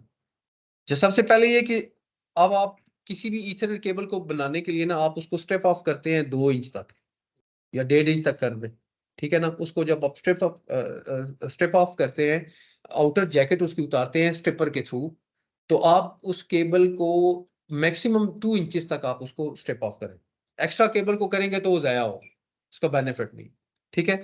उसके बाद फिर आप जो पेयर्स है ना उनको आप अनट्विस्ट करें, उनको स्ट्रेट कर लें और इतने अनट्विस्ट ना करें कि वो जैकेट के अंदर भी आप उनको अनट्विस्ट पीछे तक ना कर दें। अनट्विस्ट वहाँ तक करें जो जहाँ तक जैकेट आपने उतारी हुई है ऊपर से केबल के, ठीक है? ठीक है? वो फिर मैं बताऊँगा कि उसका उसका उसकी रीज़न क्या है कि अगर आप ज़्यादा अनट्विस्ट करके पीछे जैकेट के अंदर तक अनट्विस्ट कर देंगे ना, तो वो जो क्रॉस टॉक होती है ना, क्रॉस जो उसका इफ़ेक्ट होता है, वो ईएमआई इफ़ेक्ट जो होता है ना, वो फिर क्रॉस कैंसल नहीं होगा और वो उसपे इंसर्शन लॉस कह लें हम जिस तरह ऑप्टिकल टर्म में कहते हैं, वो कनेक्टर लॉस उसमें आएगा और उसमें उसकी परफ़ॉर्मेंस बेहतर नहीं होगी। तो उतना अनट्विस्ट करें, जितना जैकेट आपने उसकी स्ट्रिप ऑफ की हुई है। फिर आप उन लिम्स को प्रॉपर्ली अलाइन करें, ठीक है? अलाइन करके मतलब ये है कि जो आपने पिन कॉन्फ़िगरेशन जिन कलर कोड्स के साथ मैंने आपको बताया था ना, जो पीछे हमने पढ़ा है, अगर आपने स्ट्रेट केबल बनानी है तो उसको स्ट्रेट करके आप उनको अलाइन करके उसको स्ट्रेट कर लें और फिर उसको आप जो है ना वो ट्रिम करें। ट्रिम 90 एंगल के ऊपर करना है, आपने बिल्कुल एंगल देके आपने कोई नहीं करना, बिल्कुल 90 डिग्री एंगल के ऊपर आपने बिल्कुल उसको सॉरी 8 की 8 पिन्स को आपने ट्रिम करना है। ट्रिम करने के बाद उसको प्रॉपर्ली आपने उसी सीक्वेंस में आपने लेफ्ट टू राइट जो 1 टू 8 जो हमने सीक्वेंस पढ़ा था आपने कनेक्टर के अंदर इंसर्ट करना है। इंसर्ट आप जब करेंगे तो उसको इस तरीके से इंसर्ट करेंगे जो जैकेट है ना, वो जो कनेक्टर है उसकी जो पंचिंग पॉइंट है ना उसके नीचे तक वो जैकेट जाए। आपने वो जो पंच करना है ना, आपने जो लॉक है उस कनेक्टर का, वो आपने डायरेक्ट लिम्स के ऊपर पंच नहीं करना। डायरेक्ट लिम्स के ऊपर पंच करेंगे तो वो लिम्स जो है ना, वो जो इनसाइड जो वायर्स है ना, वो डैमेज हो जाएँगी। तो आपने क्या करना है कि वो लिम्स इतनी इसीलिए मैं आपको कह रहा था ना कि वो आपने 2 इंची तक आपने उसको स्ट्रिप ऑफ करना है, उसको स्ट्रेट करना है, फिर उसको ट्रिम करना है और ट्रिम इस हिसाब से करना है कि वो जो पिन्स हैं, वो कनेक्टर के बिल्कुल जो एज के अंदर तक जाएँ। उसको फ्रंट जो उसका जो कंडक्टर्स उसके लगे हुए हैं आगे मेटल कंडक्टर्स लगे हुए हैं जो कॉपर के होते हैं, उनको वो टच करें। जब वो आप उनको पंच करें तो वो जो पीछे की जैकेट है, वो उसके पीछे वाले लॉक के नीचे हो। लॉक अगर लॉक के बाहर है वो केबल तो वो आपने अक्सर देखा होगा कि वो अक्सर पुअर बने होते हैं कनेक्टर्स, वो लिम्स के ऊपर पैच हुए होते हैं और बाहर से जैकेट इस तरह हवा में उड़ रही होती है और अंदर जो है ना लिम्स के ऊपर कनेक्टर बना होता है। वो बंदा देखते ही बंदा कहता है यार ये बड़ा किसी अनप्रोफेशनल बंदे ने ये कनेक्टर बनाया है, ठीक है? तो ये काम नहीं करना और पंच करते हुए भी आपने इंश्योर करना है जब आप उसको पंच करेंगे तो यू हैव टू इंश्योर कि वो जो उसकी जो आगे उसके पिन्स लगी हुई है, कंडक्टर्स जो लगे हुए थे, जो उसको हिट कर रहे हैं, लिम्स के साथ उसको लॉक कर रहे हैं, वो सारे के सारे पंच हुए हैं। अगर आपका पंचिंग टूल फॉल्टी है, किसी एक पिन को उसने प्रॉपर्ली पंच नहीं किया, वो आपने पंच नहीं किया और बाकी 7 पिन्स आपने पंच कर ली, तो जब आप किसी डिवाइस, किसी लैपटॉप, किसी आईपीटीवी बॉक्स या किसी टीवी की ईथरनेट पोर्ट में जब आप इंसर्ट करेंगे ना, तो वो क्योंकि पंच तो हुआ नहीं है, तो उसके साथ फ्रिक्शन खाएगा। जब वो फ्रिक्शन खाएगा तो उसके साथ वो फँसेगा, फँसेगा तो वो पूरी पोर्ट जो है वो परमानेंट डैमेज कर देगा। कनेक्टर तो ₹10 का है लेकिन टीवी की जो पोर्ट है ना वो परमानेंट डैमेज हो जाएगी और उसकी रिप्लेसमेंट भी मुश्किल होती है। या आपके राउटर की पोर्ट डैमेज हो जाएगी ईथरनेट या टीवी बॉक्स की ईथरनेट पोर्ट डैमेज हो जाएगी। तो जब आप पंचिंग करते हैं तो प्रोफेशनली पंचिंग करनी है। टूल जो है ना आपका वो प्रॉपर वर्किंग कंडीशन में होना चाहिए। आपने उसको इंश्योर करना है, ठीक है? अच्छा नेक्स्ट आउटर शीट जो है ना वो इनसाइड कनेक्टर जिस तरह हमने पिछली स्लाइड में पढ़ा कि इनसाइड कनेक्टर होनी चाहिए, बाहर नहीं होनी चाहिए। पंच उसको प्रॉपर्ली करें, ठीक है? और कनेक्टर जब अप्लाई करें तो उसको वेरीफाई कर लें कि पिन कॉन्फ़िगरेशन जो मैंने उसमें इंसर्ट की हुई है वो उसी सीक्वेंस के हिसाब से, ये ना हो कि कनेक्टर आपने पंच कर दिया बाद में पता चला वो तो पिन कॉन्फ़िगरेशन आगे पीछे हुई हुई, तो वो कनेक्टर आपका ज़ाया होगा, दोबारा आपको काट के बनाना पड़ेगा। ईथरनेट केबल्स का लूप आप ना रखें इतना ज़्यादा। जितना लूप चाहिए कस्टमर एंड पे रखें। बहुत से कस्टमर्स जो है ना वो माइंड करते हैं, वो ये कहते हैं कि यार आपने लूप क्यों रखा है? ये तो बड़ा बुरा लग रहा है। एक रिंग हाँ? एक रिंग होना चाहिए। क्यों होना चाहिए फिर? कई बार कनेक्टर फॉल्टी ही रहते हैं, गो फिर हमें केबल नहीं एक्स्ट्रा होगी पीछे नहीं करीब करीब पूरे घर से दोबारा उसको करनी पड़ती है, सारी तार केबल निकालेंगे। गुड। एक रिंग होना चाहिए था। Yes exactly Ethernet cable as per actual का मतलब ये है कि उतना रखें जब आपके 2-3 कनेक्टर्स फ्यूचर में अगर आपको रिफ्रेश करने, बाज़ औक़ात जब आप कनेक्टर यूटिलाइज करते हैं ना, कस्टमर रफली यूज करता है, उसके जो लॉक होता है ना वो टूट जाता है। बाज़ औक़ात ऐसा होता है कि वो जो कनेक्टर है वो डस्टी होता है, उसको रिप्लेस करना पड़ जाता है। तो आपके पास केबल के अंदर इतना कुशन होना चाहिए, सिर्फ़ इतना कुशन होना चाहिए कि आप कनेक्टर को रिप्लेस कर सकें। अगर आपके पास केबल बिल्कुल आपने बिल्कुल fix to fix end to end आपने बनाई हुई है, तो फिर क्या होगा? उसमें आपके पास कुशन नहीं होगा, तो पूरी केबल को ऑल टुगेदर आपको रिप्लेस करना पड़ेगा, या आपको वो कपलर ऐड करके तो एक नया जो पैड कॉर्ड है वो ऐड करना पड़ेगा। कहीं पर पंचिंग टूल भी जो है ना कनेक्टर भी फाल्टी है, फिर वो बिल्कुल आपने चेक रखी है ना, पंच करते वक्त भी खराब हो सकता है, फिर नए सिरे से खुद भी केबल दोबारा निकालनी पड़ेगी। एग्ज़ैक्टली, बिल्कुल ऐसे ही। केबल लूप आप एज़ पर योर रिक्वायरमेंट रखें, ठीक है? जिसमें फ्यूचर जो आपकी रिक्वायरमेंट्स हैं, जिसमें आप अपने टेक्निकल जो फॉल्ट्स आते हैं ईथरनेट केबल्स के, उनको आप रेक्टिफाई कर सकें, उस हिसाब से केबल लूप सकें। सर इसमें मज़ीद ना कमी बेशी दूर करने के लिए हमें मेरे ख्याल में जो RJ45 कनेक्टर का बूट होता है ना, वो हमें परचेज करके तो वो लोगों को देना चाहिए, ताकि जब वो कनेक्टर बना लेते हैं, अगर थोड़ी बहुत कमी बेशी रह जाती है तो वो बूट ऊपर चढ़ने पे ना वो ज़्यादा खूबसूरत भी हो जाता है। एग्ज़ैक्टली, वो प्रोफेशनल लगता है। केबल बूट भी कनेक्टर बूट भी हमें अप्लाई करना चाहिए। ठीक है? अच्छा, दूसरा ये कि फेस प्लेट्स अक्सर कस्टमर एंड पे कस्टमर कहता है कि मेरी केबल कंसील्ड हुई हुई है ईथरनेट, आप मुझे इसी पे चला के दें। तो आपने फिर क्या करना होता है कि ऐसा नहीं कि आपने देसी जॉइंट लगा के आपने केबल वहीं से एक्सटेंड करके टीवी में टर्मिनेट कर दी या डब्बे में लगा दी। आपने उसके आगे फेस प्लेट लगानी होती है प्रॉपर्ली, फेस प्लेट की बैक साइड पे उसकी जो पिन्स की वो सारी वो कनेक्शंस बने होते हैं, उसमें रख के उसको पंच करना होता है। उसको आप लोकली मार्केट से परचेज़ कर सकते हैं, कस्टमर को गाइड कर सकते हैं। अगर वो नहीं वो ऐसे तो कस्टमर की रिस्पॉन्सिबिलिटी है ये, लेकिन कस्टमर को गाइड कर देंगे सर आप फेस प्लेट्स वो जो वॉल जैक्स होते हैं वो आप इंस्टॉल करवा लें, उससे काफ़ी बेनिफिट वो होगा। सर ये होती है, यूज़ होती है। हाँ। सिल्क केबल जो की लगी होती है ना, आगे शीट लगी होती है, हुँ। उसमें आईओएस लगी होती है पीछे। एग्ज़ैक्टली। तो उसकी कलर कोटिंग और इस कलर कोटिंग में थोड़ा फ़र्क है, जो हम कनेक्टर बनाते हैं। वो तो सर अकॉर्डिंगली देखें, बिल्डिंग के में जो भी टेक्नीशियंस काम कर रहा होता है ना, इलेक्ट्रीशियन, तो वो उसने अकॉर्डिंगली वो अपना उन्होंने एक कलर वो बनाया होता है, लेकिन वो वही है कि आप दोनों साइड पे अगर वेरीफाई कर लोगे तो आप अपना स्टैंडर्ड के हिसाब से उसको फॉलो करके कलर कोडिंग वही होती है जो आपकी ईथरनेट की केबल की होती है। हाँ अगर वो डिफरेंट है तो वो उसने की केबल की किसी और टाइप की यूटिलाइज़ की हुई है। जी। वो आपने फॉर्मेट वही रखना होता है, जिस तरह मैंने आपको बताया ना कि 1 2 3 6, वो अगर आप सीक्वेंस रखेंगे, जो केबल आप जो कलर का पेयर है वो 1 और 2 में जो आएगा वो कोई भी कलर 1 2 में रखेंगे तो वो आप उसमें आप स्ट्रेट केबल नॉर्मली तो व्हाइट ऑरेंज ऑरेंज है ना, उसमें आप उस सीक्वेंस में रखेंगे तो आप उसकी फॉर्मेट को जो पिन कॉन्फ़िगरेशन का जो फॉर्मेट है ना 1 2 3 6 वाला, वो आप बना लेंगे। ठीक है? अच्छा, ये पीओई स्टैंडर्ड्स हैं कुछ, जिसमें पावर ओवर ईथरनेट का किसी को कॉन्सेप्ट है कि क्या इससे क्या होता है? पावर ओवर ईथरनेट क्या है?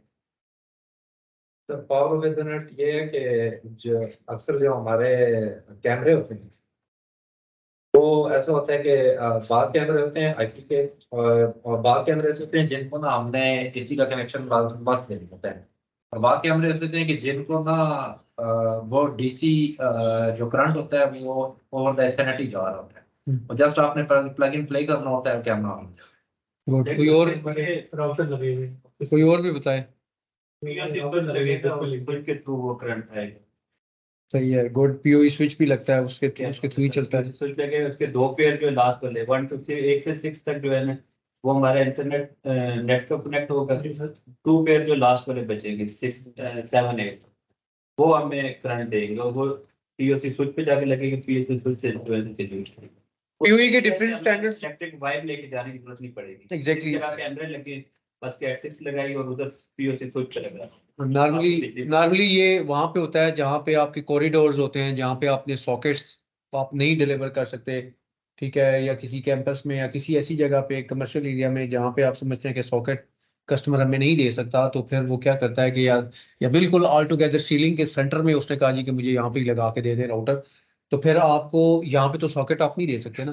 तो आपने क्या करना होता है कि जो पीओई स्विच है वो आप इंस्टॉल करते हैं और उससे आप ईथरनेट केबल एक्सटेंड करते हैं और वो जाके आप टर्मिनेट करते हैं। उसमें जो डिवाइस है वो भी पीओई इनेबल्ड हो और जो स्विच है पीओई वो भी वहां पे लगा हो नेटवर्क पे, तो तब जाके वो उस पे होगा। तो इसके डिफरेंट फॉर्म स्टैंडर्ड्स हैं, जिसमें IEEE 802.3AF है, जिसमें 15 वाटेज के ऊपर जो है ना 15 वाट के ऊपर डिवाइस को वो सपोर्ट करता है, ठीक है। और पीओई प्लस में जो है वो उसकी जो पावर की जो आप कह लें कैपेसिटी है वो 30 वाट तक चली जाती है, कि 30 वाट तक कोई डिवाइस है तो वो उसको वो सपोर्ट करेगा, उसको पावर ऑन कर देगा, ठीक है ना वो स्विच।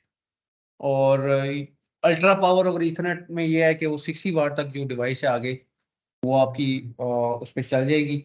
उसमें आपका स्विच हो सकता है, IPTV कैमरा जिस तरह आपको आपने बताया वो हो सकता है, कोई भी डिवाइस हो सकती है, राउटर्स हो सकते हैं, ठीक है। सर इसमें और जो पावर होती है वो डीसी होती है या वो AC? साइनोसाइडल में फॉर्म में चल रही होती है, AC फॉर्मेट में चल रही होती है। जैसे पावर? हाँ सर AC में ये आपने इंटरफेरेंस नहीं आती कि कौन सिग्नल में हाँ AC सिग्नल से इतना डिस्टरबेंस नहीं आती है कि इंटरनेट पे जिस सिग्नल जा रहा है सिग्नल वन टू ये DC मोड में होती है। एग्जैक्टली इसमें इसमें होता क्या है कि इसमें जो आपका जो सिग्नल जा रहा होता है ना, मतलब वो उसकी जो इम्पिडेंस है या उसका जो एक जिसे कहते हैं ना जो AC की जो वेव फॉर्म होती है ना वो डिफरेंट होती है अदर देन पावर के, तो वो उसको उस वजह से उसको अफेक्ट नहीं कर रहा होता, मतलब वो बहुत कम ही वोल्टेज इसके अंदर होती है। ठीक है। मतलब जो उसकी जो जो आपका AC सिग्नल का कोई ना कोई वेव फॉर्म बनती है ना, साइकिल बन रहा होता हाँ है। वो साइकिल जो बन रहा होता है वो डिफरेंट फ्रिक्वेंसी के ऊपर होता है ना, आपकी वो डिफरेंट उस वेव फॉर्म के ऊपर जा रहा होता है सिग्नल, तो वो दोनों आपस में ओवरलैप नहीं करते या वो इंटरफेयर नहीं करते, ठीक है। अब आ जाते हैं ईथरनेट केबल्स की जो पुलिंग टेंशन है वो कितनी है, बता सकते हैं? वो तो खैर मेंशन्ड है। ईथरनेट की जो पुलिंग टेंशन है ना वो 25 LB है, और इसको अगर हम सिंपल वर्ड्स में कहें तो ये अप्रोक्सीमेटली 11 kg का कोई भी वेट है ना, अगर आप उसके साथ बांध के अगर आप उसको उठाएं तो वो बर्दाश्त कर लेगी, उतनी उतनी उसकी पुलिंग टेंशन है।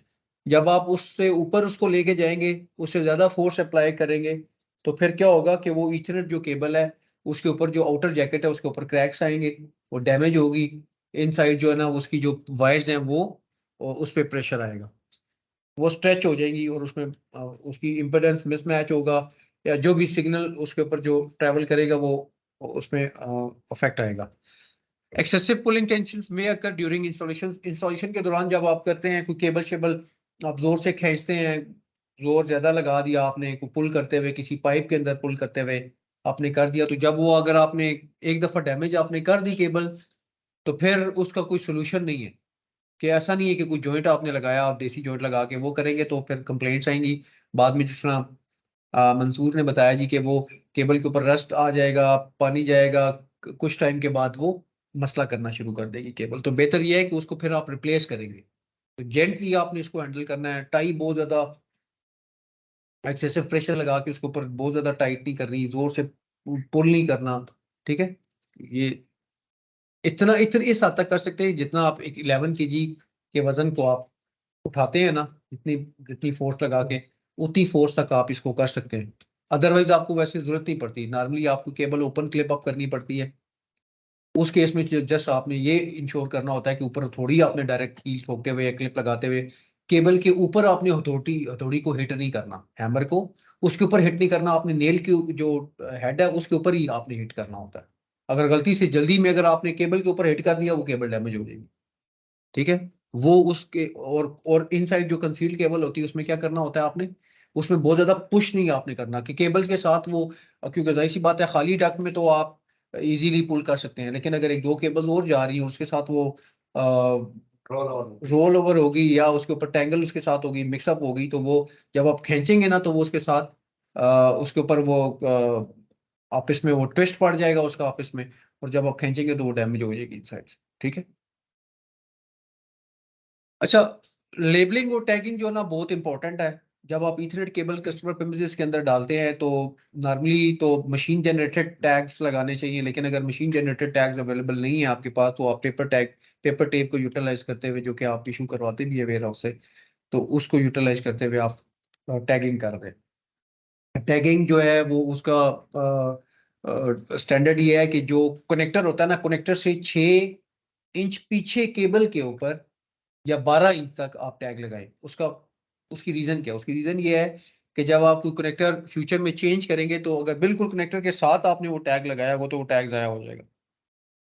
तो टैग आप 6 इंच से 12 इंच के से कनेक्टर से पीछे की तरफ लगाएं केबल के ऊपर, ताकि फ्यूचर में अगर कनेक्टर चेंज भी करना पड़े तो वो टैग अपनी जगह पे इंटैक्ट रहे। Outlet boxes faceplate shall also be labeled on the appropriate area with the name of the cable. जो फेस प्लेट होती है, जो आईओ डिवाइस होती है, जो आप कह रहे हैं आईओ प्लेट होती है, इसको जब आप किसी कमरे में या किसी जगह पे भी लगी होती है तो इसके ऊपर आप टैग लगा दें कि ये कौन सी स्विच पोर्ट के साथ इसका कनेक्शन हो रहा है, या कौन सी ओटी की पोर्ट के साथ ये लिंक्ड है, कौन से पैच पैनल से आ रही है, कौन से स्विच से आ रही है। तो ये इस तरह की टैगिंग आप कर रहे हैं। लेबलिंग उस वक्त बहुत ही ज्यादा जरूरी हो जाती है जब एक घर के अंदर जिसे कहते हैं कि बहुत ज्यादा ईथरनेट केबल्स आप लेआउट करते हैं, जंक्शन बॉक्स है, मल्टीपल डिवाइसेस हैं, राउटर्स हैं, स्विचेस हैं, कस्टमर की डिवाइसेस हैं, आईपीटीवी कैमरास हैं। उस केस में फिर आपकी लेबलिंग जो है बहुत जरूरी हो जाती है। जब आप नहीं करेंगे तो फिर उस केस में क्या होगा कि आप फिर फ्यूचर में आप ट्रेस नहीं कर सकते उसको। आप तो इंस्टॉलेशन करके हो सकता है फर्स्ट टाइम आप चला के दे जाए, लेकिन फ्यूचर में ना आप उसको ट्रबल शूट कर सकते हैं। कोई चीज बंद होती है तो वो आपको नहीं पता कि ये केबल यहाँ से किस जंक्शन बॉक्स में जा रही है, किस स्विच में जा रही है, कौन सी केबल कनेक्टेड है, तो एक को ठीक करते हुए आपने 6 और खराब कर देनी है। ये ट्रेसिंग में बहुत टाइम लगता है। ट्रेसिंग में टाइम भी अगर लगेगा, वो टैग लगे हो ना इजीली तो पता चल जाएगा आपको। दूसरा ये कि बैंडविड्थ और जो रेंज है इथरनेट केबल्स की, ये क्या है? In majority of the LAN local area network cabling UTP unshielded twisted pair cable of category 5 is used to support 1000 Mbps speed. Normally जो कैट 5 है वो 100 Mbps पे जाती है। कैट 5e या कैट 6 जो है ना वो 1 गिग 1000 Mbps को सपोर्ट करती है। टिपिकल जो रेंज है वो क्या है इथरनेट केबल की? 100 मीटर। लेकिन जो बेस्ट प्रैक्टिस है ना वो ये है कि 85 मीटर तक उसको एक्सटेंड करें। उसके बाद फिर आप स्विच या उसको इथरनेट जो रिपीटर है उसको आप कह लें करता है। कुछ केबल ऐसी की ऑलरेडी डली हुई होती है, वो 15 मीटर 16 मीटर पर जा रही है, और कुछ केबल ऐसी है जो 100 पे भी जा रही है, मैक्सिमम मतलब 100 मीटर तक।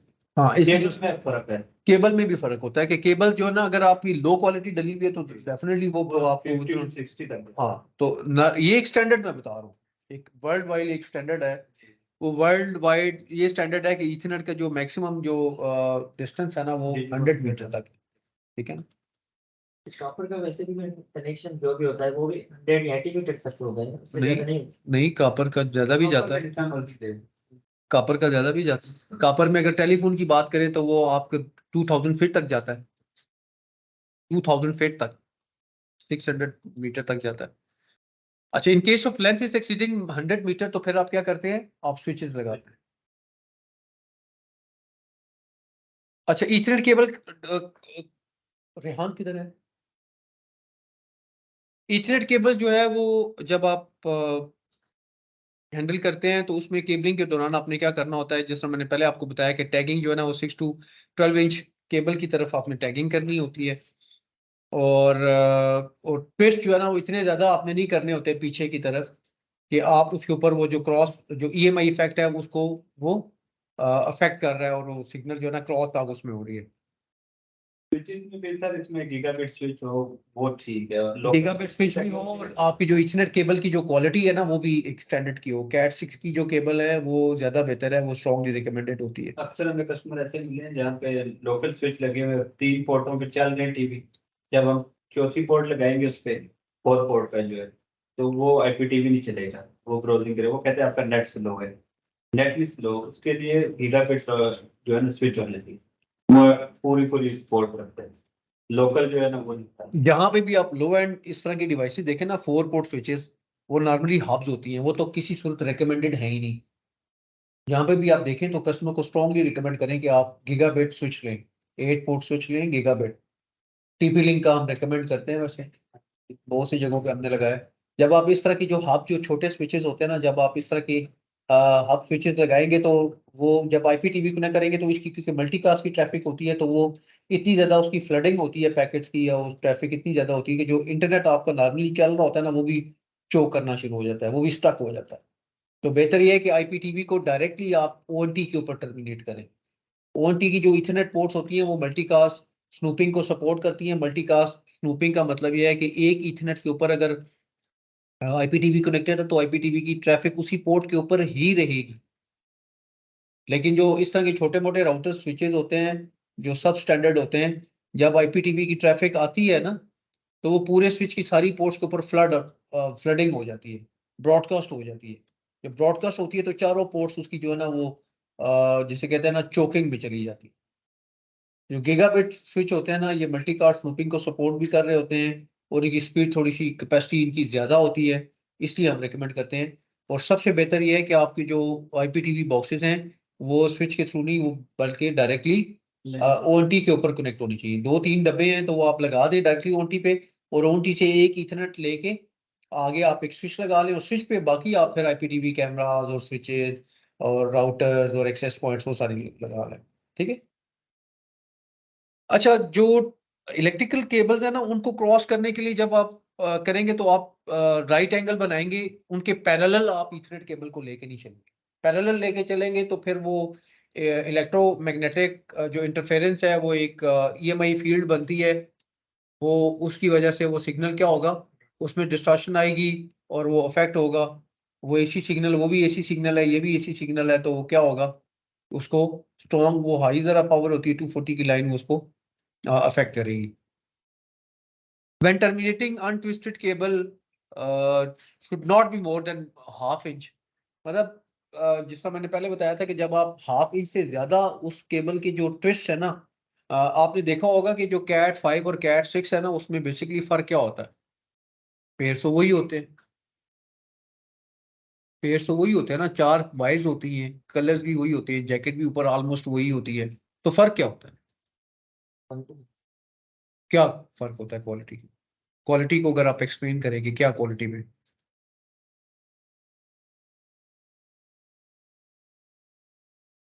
उसमें ये होता है कि उसमें जो कॉपर की क्वालिटी होती है ना वो बेहतर होती है। बेहतर से मुराद ये कि वो सिर्फ उसकी कोटिंग नहीं हुई होती, इनसाइड सिल्वर नहीं होता, वो कॉपर प्योरली कॉपर होता है।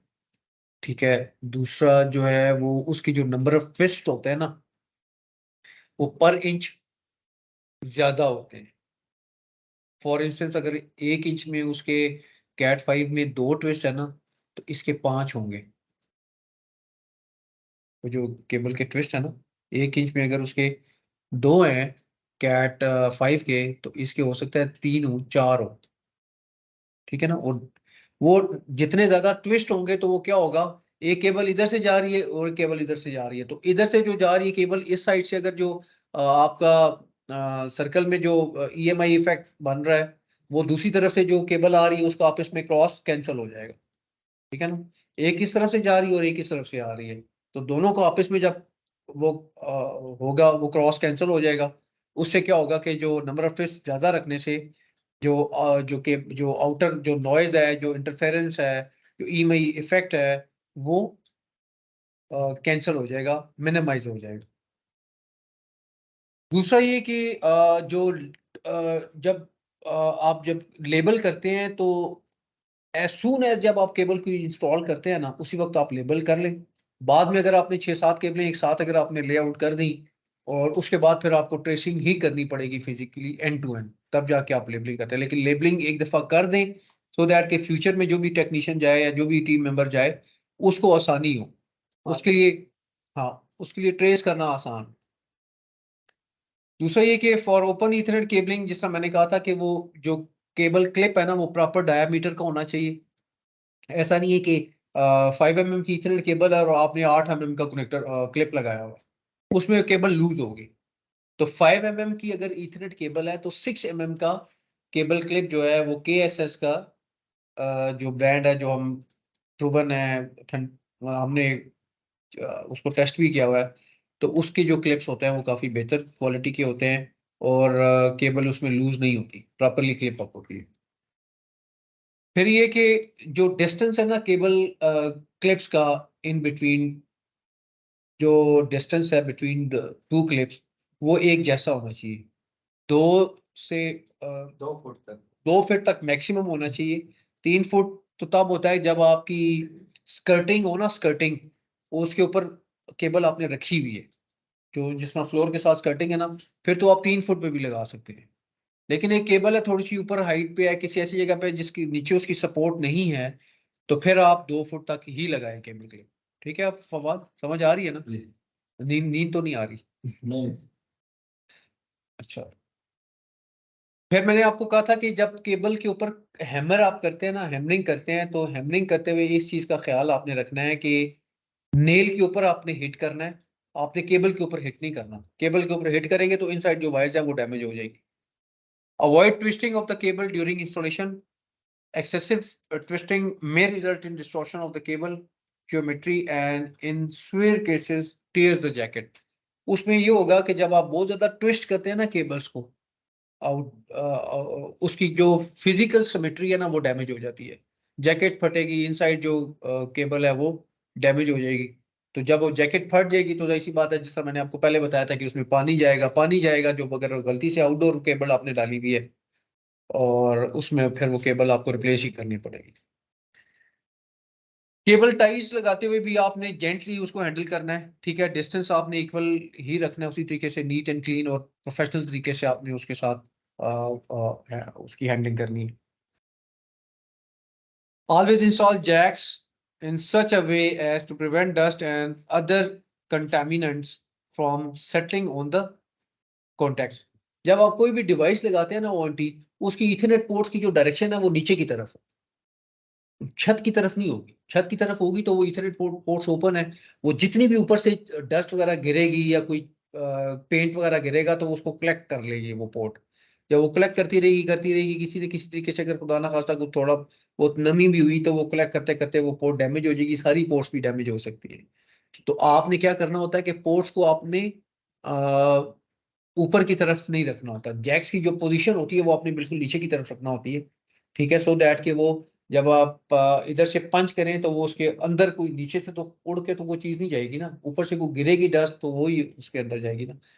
तो नीचे से ही क्या होता है कि वो जब जो बूट, जिस तरह आफ्ताब ने भी बताया कि जो कनेक्टर का बूट होता है ना, वो भी उस जो डिवाइस की जो पोर्ट होती है उसको वो ओवरऑल क्या कर रहा होता है, कवर अप कर रहा होता है। ठीक है, तो ये सारी डिवाइस की लॉन्ग लाइफ के लिए, स्टेबल नेटवर्क के लिए सारी चीजें जरूरी हैं। जो बताइए, समझ आ रही है ना भाई? बोर तो नहीं कर रहा आपको? So never supply a joint UTP cable at any point. कभी भी किसी भी पॉइंट के ऊपर UTP केबल को आपने सप्लाइज नहीं करना, आप जिस तरह आप नॉर्मली फाइबर ऑप्टिक केबल को सप्लाइज करते हैं, मतलब जॉइंट नहीं करना आपने। ठीक है, UTP proper use proper RJ45 jointer. If अगर जॉइंटिंग रिक्वायर्ड भी है ना तो आप कपलर यूज करें, कपलर मार्केट से मिल जाता है। दोनों तरफ से इथरनेट केबल को आप इंसर्ट करें, उसको आप क्या करें, वो आप यूटिलाइज करें, लेकिन वो भी आप पहले बताएं।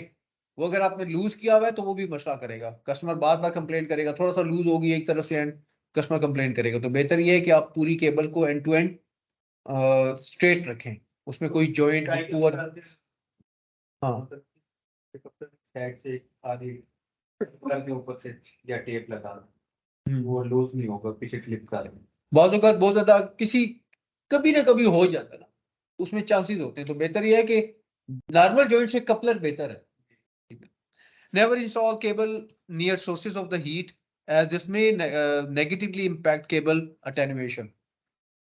किसी भी जो हीट सोर्स है ना, जिसमें माइक्रोवेव ओवन है, किचन के पास, चूल्हे के पास, कोई हैवी ड्यूटी केबल्स हैं उसके पास, वो जो मोटर है कोई उसके पास, ऐसी ऐसी डिवाइस के पास आप ना लगाएं, ऐसी जगह पे ईथरनेट केबल ना लगाएं जिससे आपके जो उसकी जो फिजिकल एक सिमेट्री है वो डैमेज हो हीट की वजह से, या उसके जो सिग्नल है इनसाइड वो अफेक्ट हो।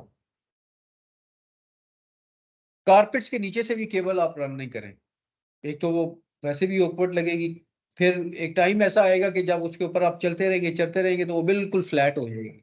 अंदर से जो उसके ट्विस्ट है ना वो बिल्कुल सीधे हो जाएंगे, वो ट्विस्ट ऑटोमेटिकली खुल जाएंगे सारे, पिन अंदर से लूज हो जाएगी, लूज होने के बाद वो वापस में उसके ऊपर से जो जैकेट है ना वो जो बफर होता है उसके ऊपर वायर के ऊपर, वो भी उतरना शुरू हो जाएगा। वो उतरते उतरते उतरते आप इसमें वो क्या होगी, शॉर्ट होगी, तो वो इथरनेट केबल डैमेज हो जाएगी परमानेंट, आपको पता भी नहीं चलेगा। उसकी कैपेसिटी भी, जो सिग्नल कैरिंग कैपेसिटी है वो भी अफेक्ट होगी, ठीक है ना। वो 100 एमबीपीएस पे पहले अगर गिग पे सिंक कर रही थी, वो गिग पे नहीं होगी, वो 100 एमबी फास्ट इथरनेट पे होगी। फास्ट इथरनेट पे अगर थी तो वो इथरनेट पे होगी सिर्फ 10 एमबीपीएस के। जैसा मैंने पहले बताया कि केबल का कोई भी पॉइंट है ना एंड टू एंड, उसको लेबल करें। लेबल करेंगे तो आपको पता होगा कि यार ये केबल आ किधर से रही है, ठीक है। लेबलिंग का भी जो टैगिंग का एक फॉर्मेट होता है स्टैंडर्ड, कि वो आप डिफाइन करते हैं कि इस सिरे पे आप टैग लगा रहे हैं, तो आपने ये बताना होता है कि दूसरा सिरा इसका किस डिवाइस से आ रहा है, उसकी कौन सी पोर्ट है। ये सारी इंफॉर्मेशन लेबल के अंदर होनी चाहिए। लेबल का मतलब ये नहीं कि 1 लिख दिया, ये 1 है, उधर के 2 है। लेबल के अंदर जितनी इंफॉर्मेशन दे सकते हैं आप दे दें कि जी ये आईपीटीवी है, ये इंटरनेट है, ओएनटी पोर्ट 3 के साथ कनेक्टेड है। दूसरी तरफ आप जाए उसे कहें जी कि ये इथरनेट केबल है, ये मास्टर बेडरूम में जो टीवी लगा हुआ है उसकी केबल जा रही है, तो मास्टर बेडरूम लिख दे साथ, ठीक है। Always test every installed segment with a cable tester. जब भी केबलिंग आप करते हैं तो केबलिंग करने के बाद कस्टमर बेशक आपको कहे कि मैं 4 दिन के बाद इधर टीवी आएगा, आप इथरनेट केबल डाल दें, मैं बाद में इथरनेट को टीवी माउंट करके लगा लूँ। तो जब ये वाला काम करना हो तो फिर आपने वो केबल आपने डाल के उसके बाद उसको टेस्ट भी करना है केबल टेस्टर के साथ, क्या यार ऐसा है, टू इंश्योर के वो जो इथरनेट केबल्स की जो पिन्स हैं वो मैंने प्रॉपरली पंच की हुई है कि नहीं की। क्या उसके जब लेटर ऑन जब कस्टमर उसको यूटिलाइज करेगा तो वो चलेगी कि नहीं चलेगी, ठीक है। तो that is the end of Ethernet cabling. अब हम डक्टिंग स्टार्ट करते हैं। डक्टिंग में हमारे पास 3 किस्म की डक्ट्स हैं। ड्यूरा डक्ट्स हम इस्तेमाल कर रहे हैं। हमारे केस में हम हाई राइज बिल्डिंग्स में एमडीयूज जिसे कहते हैं मल्टी डिवेलिंग यूनिट्स में इस्तेमाल कर रहे हैं। डीएचए रेजिडेंशिया के अंदर हमने डक्ट्स हमने किए हैं, ओएसपी नेटवर्क के अंदर कह लें। और इनसाइड प्रेमिसेस भी हम करते हैं जहाँ पे कस्टमर की रिक्वायरमेंट होती है। तो इसमें आपकी 25 बाई 25 mm की डक्ट होती है, 16 बाई 25 की होती है, 16 बाई 16 की होती है, और 60 बाई 60 mm की भी होती है। तो नॉर्मली जो इसमें हम यूज कर रहे होते हैं वो 16 बाई 25 यूज कर रहे होते हैं, 16 mm बाई 25 mm ये हम यूटिलाइज कर रहे होते हैं अपनी डक्ट को। अच्छा, things to follow while doing ducting. इसमें किन किन चीजों का आपने ख्याल रखना है जब आप डक्टिंग कर रहे होते हैं। सबसे पहले ये है कि routes of the duct should follow the existing lines. किसी भी जगह पे आपने डक्ट लगानी है तो आपने ये इंश्योर करना है कि या तो वो हॉरिजॉन्टल हो या वो वर्टिकल हो। डायगोनल फॉर्मेट में आपने नहीं लगानी कि आपने बिल्कुल जो है ना वो इधर से केबल लेके जानी थी वो सामने दीवार पे, तो आप पहले वर्टिकल लेके जाएंगे और उसके साथ साथ फिर जो है ना आप हॉरिजॉन्टल लेके चलेंगे, या स्कर्टिंग के साथ साथ आप लेके चलेंगे, ठीक है। लाइंस के साथ साथ आपने चलना है ताकि वो ऑकवर्ड ना लगे, प्रॉपर लगे। Ducting should be parallel to the windows, door lines, ceilings and existing ducting cablings if any।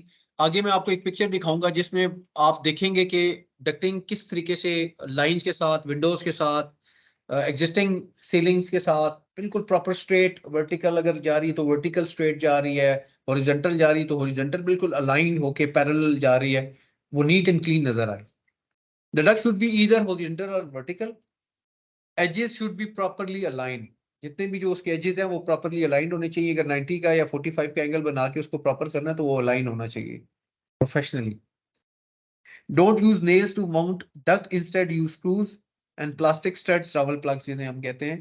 कि नॉर्मली हम कोशिश ये करते हैं कि हम थोड़ी वो फ्लैट एक हैमर होती है हमारे पास, वो फ्लैट हैमर से हम क्या करते हैं कि वो अंदर स्टील की जो नेल्स होती हैं वो क्लिप से हम निकालते हैं, केबल क्लिप से, जो 8 mm के क्लिप्स होते हैं या थोड़े से बड़े क्लिप्स होते हैं, उनके क्लिप के अंदर से वो स्टील नेल्स निकाल लेते हैं और उन्हीं से डक को हम चिपका देते हैं दीवार पे। तो ये नहीं करना चाहिए। कोशिश ये करें कि जो हमने ड्रिल मशीन्स आपको दी हुई हैं और जो स्क्रूज दिए हुए हैं, रावल प्लग्स भी अवेलेबल हैं, उनको इस्तेमाल करते हुए डक्स को लगाएं।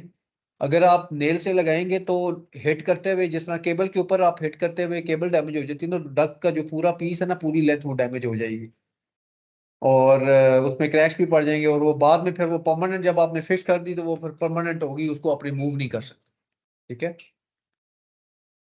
Never install ducts on the ground and under the carpets.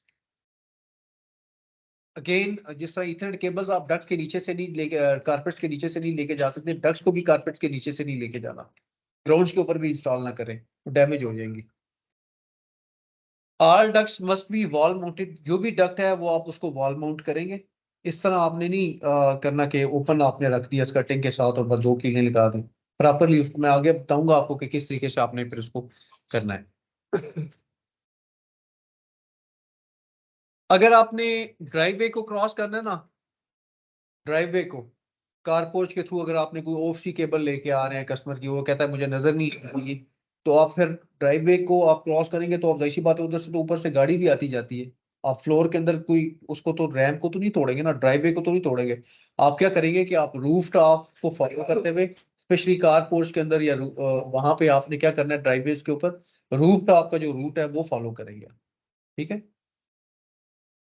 ये आप पिक्चर देखिए, इस पिक्चर में जो है वो आप देख रहे हैं कि ये डक्ट्स किस तरीके से बिल्कुल पैरेलल एक सीक्वेंस में चल रही हैं, उनके एजेस प्रॉपरली अलाइंड हैं, पैरेलल में चल रही हैं, लाइंस के मुताबिक चल रहे हैं, कोई डायगोनल नहीं है, या तो ये इधर हॉरिजेंटल है, ठीक है, या वो फिर क्या है, या वो वर्टिकल है।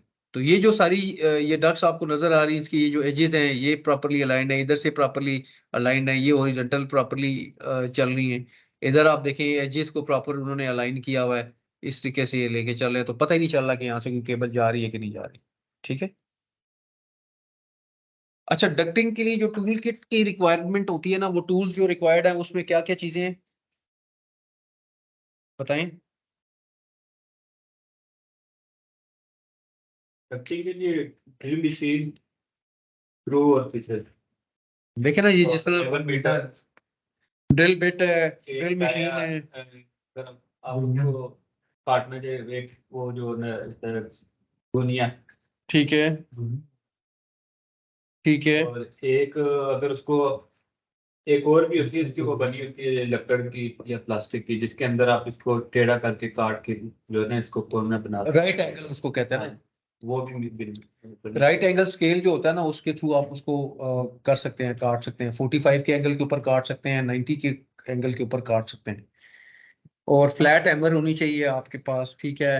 फ्लैट हैमर इसलिए नहीं है कि आप नेल्स के साथ डक्टों को लगाएं, फ्लैट हैमर इसलिए होती है कि वो जब आप ड्रिल होल करते हैं और उसमें आप रबल प्लग्स या प्लास्टिक स्टड्स आप जब उसमें इंसर्ट करते हैं, तो उसको आप फिर क्या करते हैं, आप उसको पंच करते हैं, पंच करने के बाद दीवार के ऊपर जो उसका एक्स्ट्रा एज रह जाता है ना, तो आप वो जो फ्लैट आपको जो स्क्रू ड्राइवर होता है ना उसके थ्रू आप उसको काटते हैं। ठीक है ना, हाँ, वो आपने उसको करना होता है है। Exactly exactly। और इसमें इंच टेप का भी होना जरूरी है, अगर इंच टेप अगर आप अपने पास नहीं रखेंगे तो डक्ट अगर थोड़ी सी भी कम आपने काटी तो पूरी का पूरा पीस उसका जाया हो गया। तो ये सारी चीजें जो हेक्सा है, हेक्सा से आप जो है ना वो उसको आप काटते हैं डक्ट को प्रॉपरली अलाइन करके, और उसमें आपको मैं प्रैक्टिकल भी आपको करवा दूंगा, पहले भी मैंने करवाया हुआ, फिर आपने काशिफ आपने मेरे ख्याल से किया था, हमने ये सामने डक्ट भी लगाई थी। ठीक है, तो इसमें मैं आपको बताऊंगा कि 45 का जो एंगल है वो उसका क्या पर्पज है, क्यों हम करते हैं 45 के साथ, वो क्यों प्रोफेशनल लगता है, और एजेस को किस तरीके से हमने क्लोज करना है। लेड पेंसिल होनी चाहिए उसकी मार्किंग के लिए। ठीक है, तो ये सारी टूल्स की ये सारी लिस्ट मैंने की हुई है, ये आपको पता होनी चाहिए कि टूल डक्टिंग के लिए जो है ये सारे टूल्स का होना जरूरी है। जितनी टूल किट आपके पास कंप्लीट होगी आप बेहतर तरीके से अपने टास्क को हैंडल कर सकते हैं। अदरवाइज पर आपने यही कहना है कि सर मैंने तो डक्टिंग बस नेल से लगा दी, मेरे पास टूल्स नहीं है, तो वो काम नहीं आपने करना। ठीक है, जो चीज चीज स्किप है, नहीं है, वो आप वेयर हाउस से बैकअप टूल्स हमारे वेयर हाउस में होते हैं, आप कोई चीज मिस है, स्किप है, तो आप इशू करवा सकते हैं। ठीक है भाइयों, अच्छा अब आप आ जाए इसमें सबसे पहले ये कि जिस हमने कहा था कि जो मेयरिंग टेप है या स्केल है उसके थ्रू आप उसको प्रॉपरली उसकी लेंथ को आप मेजर करें, मेजर करने के बाद जो है ना आप डक को काटें। अगर आप मेजरमेंट प्रॉपर नहीं करेंगे तो डक को अगर आपने वैसे अंदाजे से काट दिया तो वो डक प्रॉपरली लाइंस के मुताबिक पैरेलल नहीं आएगी, वो ऑकवर्ड लगेगी, उसमें गैप रह जाएगा और वो बुरी लगेगी, कस्टमर भी उसको नहीं एक्सेप्ट करेगा। Be careful to measure correct length, otherwise it will be wasted, ये वेस्ट हो जाएगी डक आपकी सारी। और हेक्सा के थ्रू आप काटें उसको। ऐसा ना हो कि नाइफ ब्लेड लिया हुआ है वो उसके थ्रू आप काट रहे हैं, वो हल्का सा स्लिप हुआ तो हाथ के ऊपर फिर गया, तो ये काम नहीं करना आपने। प्रॉपरली उसको स्टैंडर्ड्स जो हैं उसके अकॉर्डिंगली आपने हेक्सा ब्लेड के थ्रू अपने फ्रेम के साथ लगाओ। और जो ये इन्होंने वो क्या कहते हैं गुनिया, हाँ उसमें रख के, वो एक फ्रेम होता है, फ्रेम बना होता है, उसके अंदर रख के भी आप उसको काट सकते हो। उसमें ये है कि आप बिल्कुल एग्जैक्ट कटेगा, तरफ से भी टेढ़ा भी नहीं होगा, हाँ सीधा रहेगा, आपको टेढ़े एंगल काट वो फ्रेम मिल जाता है मार्केट से, बना बनाया मिल जाता है, वो आप लेके गाड़ी में रख लें। अगर नहीं किसी के पास तो पेटी कैश में से वो परचेज कर ले। उसमें आपको फोन जो है ना वो बिल्कुल आपस में क्रॉस है, एग्जैक्टली भी ऊपर नीचे नहीं होगा। Exactly. हाथ से अंदाजे से काटेंगे तो थोड़ा ऊपर से अगर करके इस तरह रखें तो भी कट जाता है। हाँ एक्सपर्ट है ना, क्रॉस करके उसको फिर कट कर कट कर ले, वो काफी हेल्पफुल होता है, वो बड़ा इजी होता है। अच्छा जी, अब टी जॉइंट हमने कैसे बनाना होता है? अच्छा पहले जो मैंने कहा ना कि ये जो 90 का जो जॉइंट है ना, एल टाइप, ये जो इसमें आपने 90 के एंगल के ऊपर डक को आपने काटना होता है, और सॉरी 45 के एंगल के ऊपर, 45 के ऊपर काट के इस डक को जो है ना वो आपने करना होता है। मैं आपको प्रैक्टिकल भी करके बता दूंगा। 45 इस तरीके से काटते हैं कि ये जो डक का ये जो सिर है ना, ये वाला डक और ये वाला डक, ये इसके दोनों एजेस अगर इस तरह के स्ट्रेट होंगे ना, ये एक दूसरे के ऊपर रखेंगे ना, तो यहाँ पे आप एक हल्का सा डॉट लगा देंगे। फिर इस एज से लेके इस एज तक ना आप एक लाइन खींचेंगे ना, तो ऑटोमेटिकली यहाँ पे आप उसको दोनों डक्स के ऊपर आप एक इसको करके काट लेंगे। मतलब फॉर इंस्टेंस अगर ये सिरा ना, ये सिरा स्ट्रेट है और ये भी सिरा स्ट्रेट है, ये दोनों को मैं ऊपर नीचे रख देता हूँ। जब ऊपर नीचे रखूंगा तो इधर से इसको भी अलाइन करूंगा, इधर से ये जो नीचे वाली डक इधर आ गई इसको इधर से अलाइन करूंगा। तो यहाँ पे ये जो क्रॉस सेक्शन इनका बनेगा ना, ये वाला यहाँ पे क्रॉस कनेक्ट करेंगे, इस जगह पे मैं दोनों डक्स के ऊपर निशान लगा दूंगा। जब निशान लगाऊंगा तो यहाँ से लेके यहाँ तक जो इसकी जो इन दोनों डक्स के इस आउटर एज के रख के ना स्केल में इस डार्ट के साथ मिला के स्ट्रेट लाइन खींचूंगा, तो मुझे पता चल जाएगा कि यहाँ पे 45 एंगल बन गया है। तो दोनों डॉट्स को मैं इधर इधर से यहाँ से इस तरीके से, क्योंकि यहाँ पे डॉट लगा होगा, क्योंकि यहाँ पे मैंने डॉट, ये वाली डॉट मैंने इधर रखी थी पहले सीधी करके इधर रखी थी, तो फिर यहाँ पे इधर से लेके इधर तक ये डॉट, यहाँ से लेके यहाँ तक ये इधर तक आ रही थी, यहाँ पे मैंने डॉट लगा दिया था। तो फिर इस डॉट के ऊपर रख के मैं स्केल इस कॉर्नर के साथ अलाइन करके मैं स्केल लाइन खींचूंगा, तो फिर इसको मैं ऊपर ये वाला जो एक्स्ट्रा है ना, उसको मैं क्या करूंगा, कट ऑफ कर दूंगा। तो फिर उससे 45 दोनों डक्स के साथ 45 का एंगल मिलेगा। और जब 45 एंगल बन जाएगा तो आप इसमें अलाइन करूंगा, तो इससे एक तो ये कि ये यहाँ पे केबल की जो बेंडिंग कैपेसिटी है ना, ये थोड़ी सी ज्यादा मिल जाएगी, थोड़ा सा इसकी स्पेस ज्यादा मिल जाएगी, शार्प बेंड भी नहीं आएगा, और इसके और भी बेनिफिट्स, ठीक है। तो ऑकवर्ड भी नहीं लग रहा, डक के दोनों सिरे इधर से भी क्लोज है, डक इधर से भी क्लोज है, और ऊपर से थोड़ी सी डिसेंट लग रही है। अगर आप सीधी सीधी डक ऊपर नीचे लगा के रख देंगे तो एक, अगर इसको इधर से मैं काट के इसको इधर ही सीधा रखता, तो ये जो डक्ट है ना इसका, ये जिस तरह ये मुंह ओपन हुआ है ना, ये इधर से ओपन रहता, बंद ना होता है यहाँ से, ठीक है। लीजिए। अच्छा, अब आ जाते हैं टी पॉइंट्स। डक्ट के ऊपर टी पॉइंट्स को कैसे बनाते हैं? टी पॉइंट्स को ऐसे बनाते हैं कि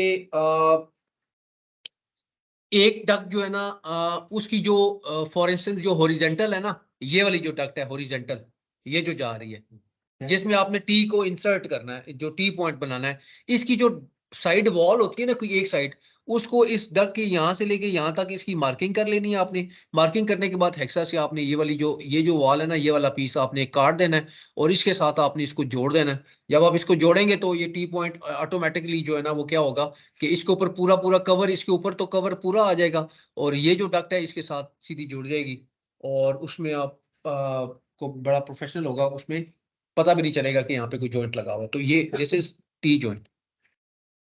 अच्छा, अब आ जाते हैं कि जब आप डक्टिंग करते हैं तो एक दीवार के अंदर फॉर इंस्टेंस यहाँ से आपने एक स्कर्टिंग, नीचे स्कर्टिंग है फॉर इंस्टेंस, ठीक है, और यहाँ पे आपने इथरनेट केबल डालनी है या डली हुई है ऑलरेडी, और डक्ट आपने लगानी है। तो डक्ट जब आप लगाएंगे तो यहाँ पे ऑलरेडी ड्रिल होल हुआ हुआ है, जो कि अंदर किसी कम्युनिकेशन रूम में केबल जा रही है, और उसमें ओटी लगी हुई आगे।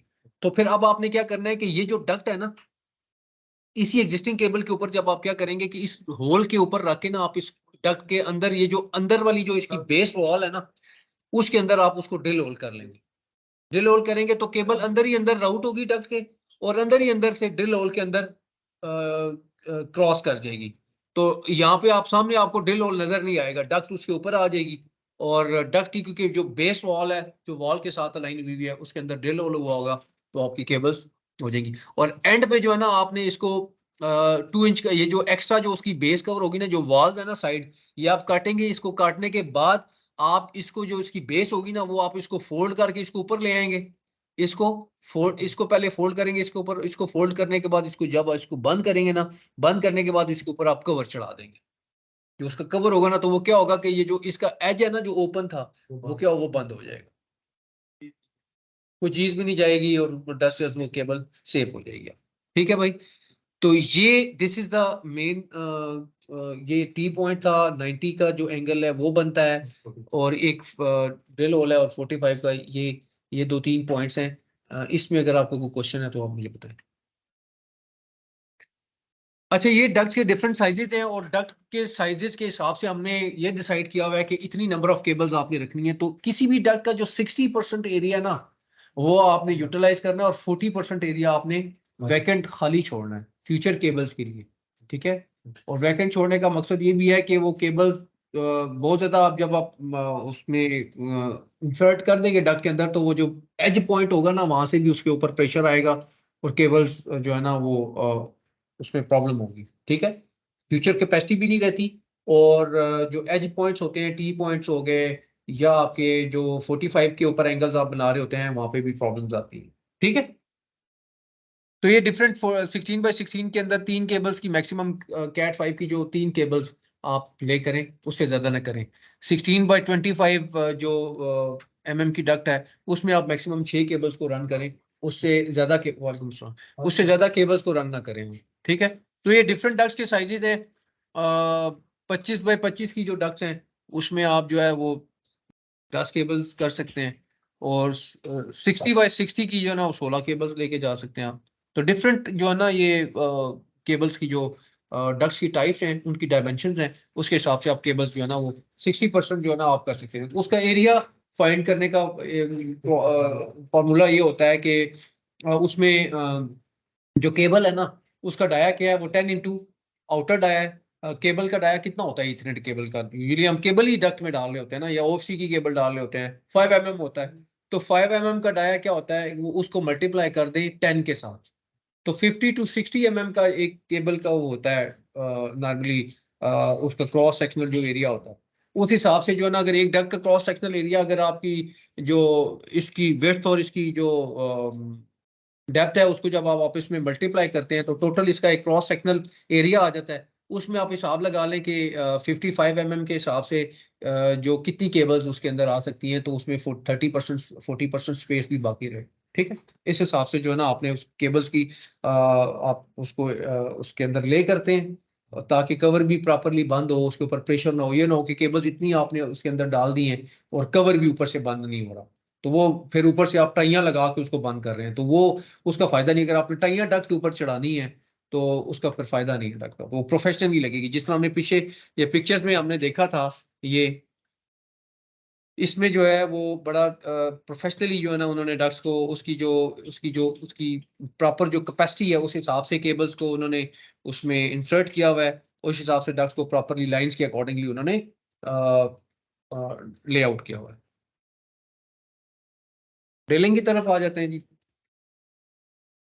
ड्रिलिंग में हम क्या करते हैं कि हम अपनी हिल्टी की मशीन यूज कर रहे होते हैं, ऐसा ही है। और कुछ जगहों पे हम जो हमारी कॉर्डलेस ड्रिल मशीन होती है, जो छोटे मोटे काम करने के काम आती है, डिवोटी डिवाइस को माउंट करने के लिए, लोगो प्लेट लगाने के लिए, आउटडोर एटीबी या इंडोर एटीबी लगाने के लिए हमारे काम आती है, ऐसा ही है।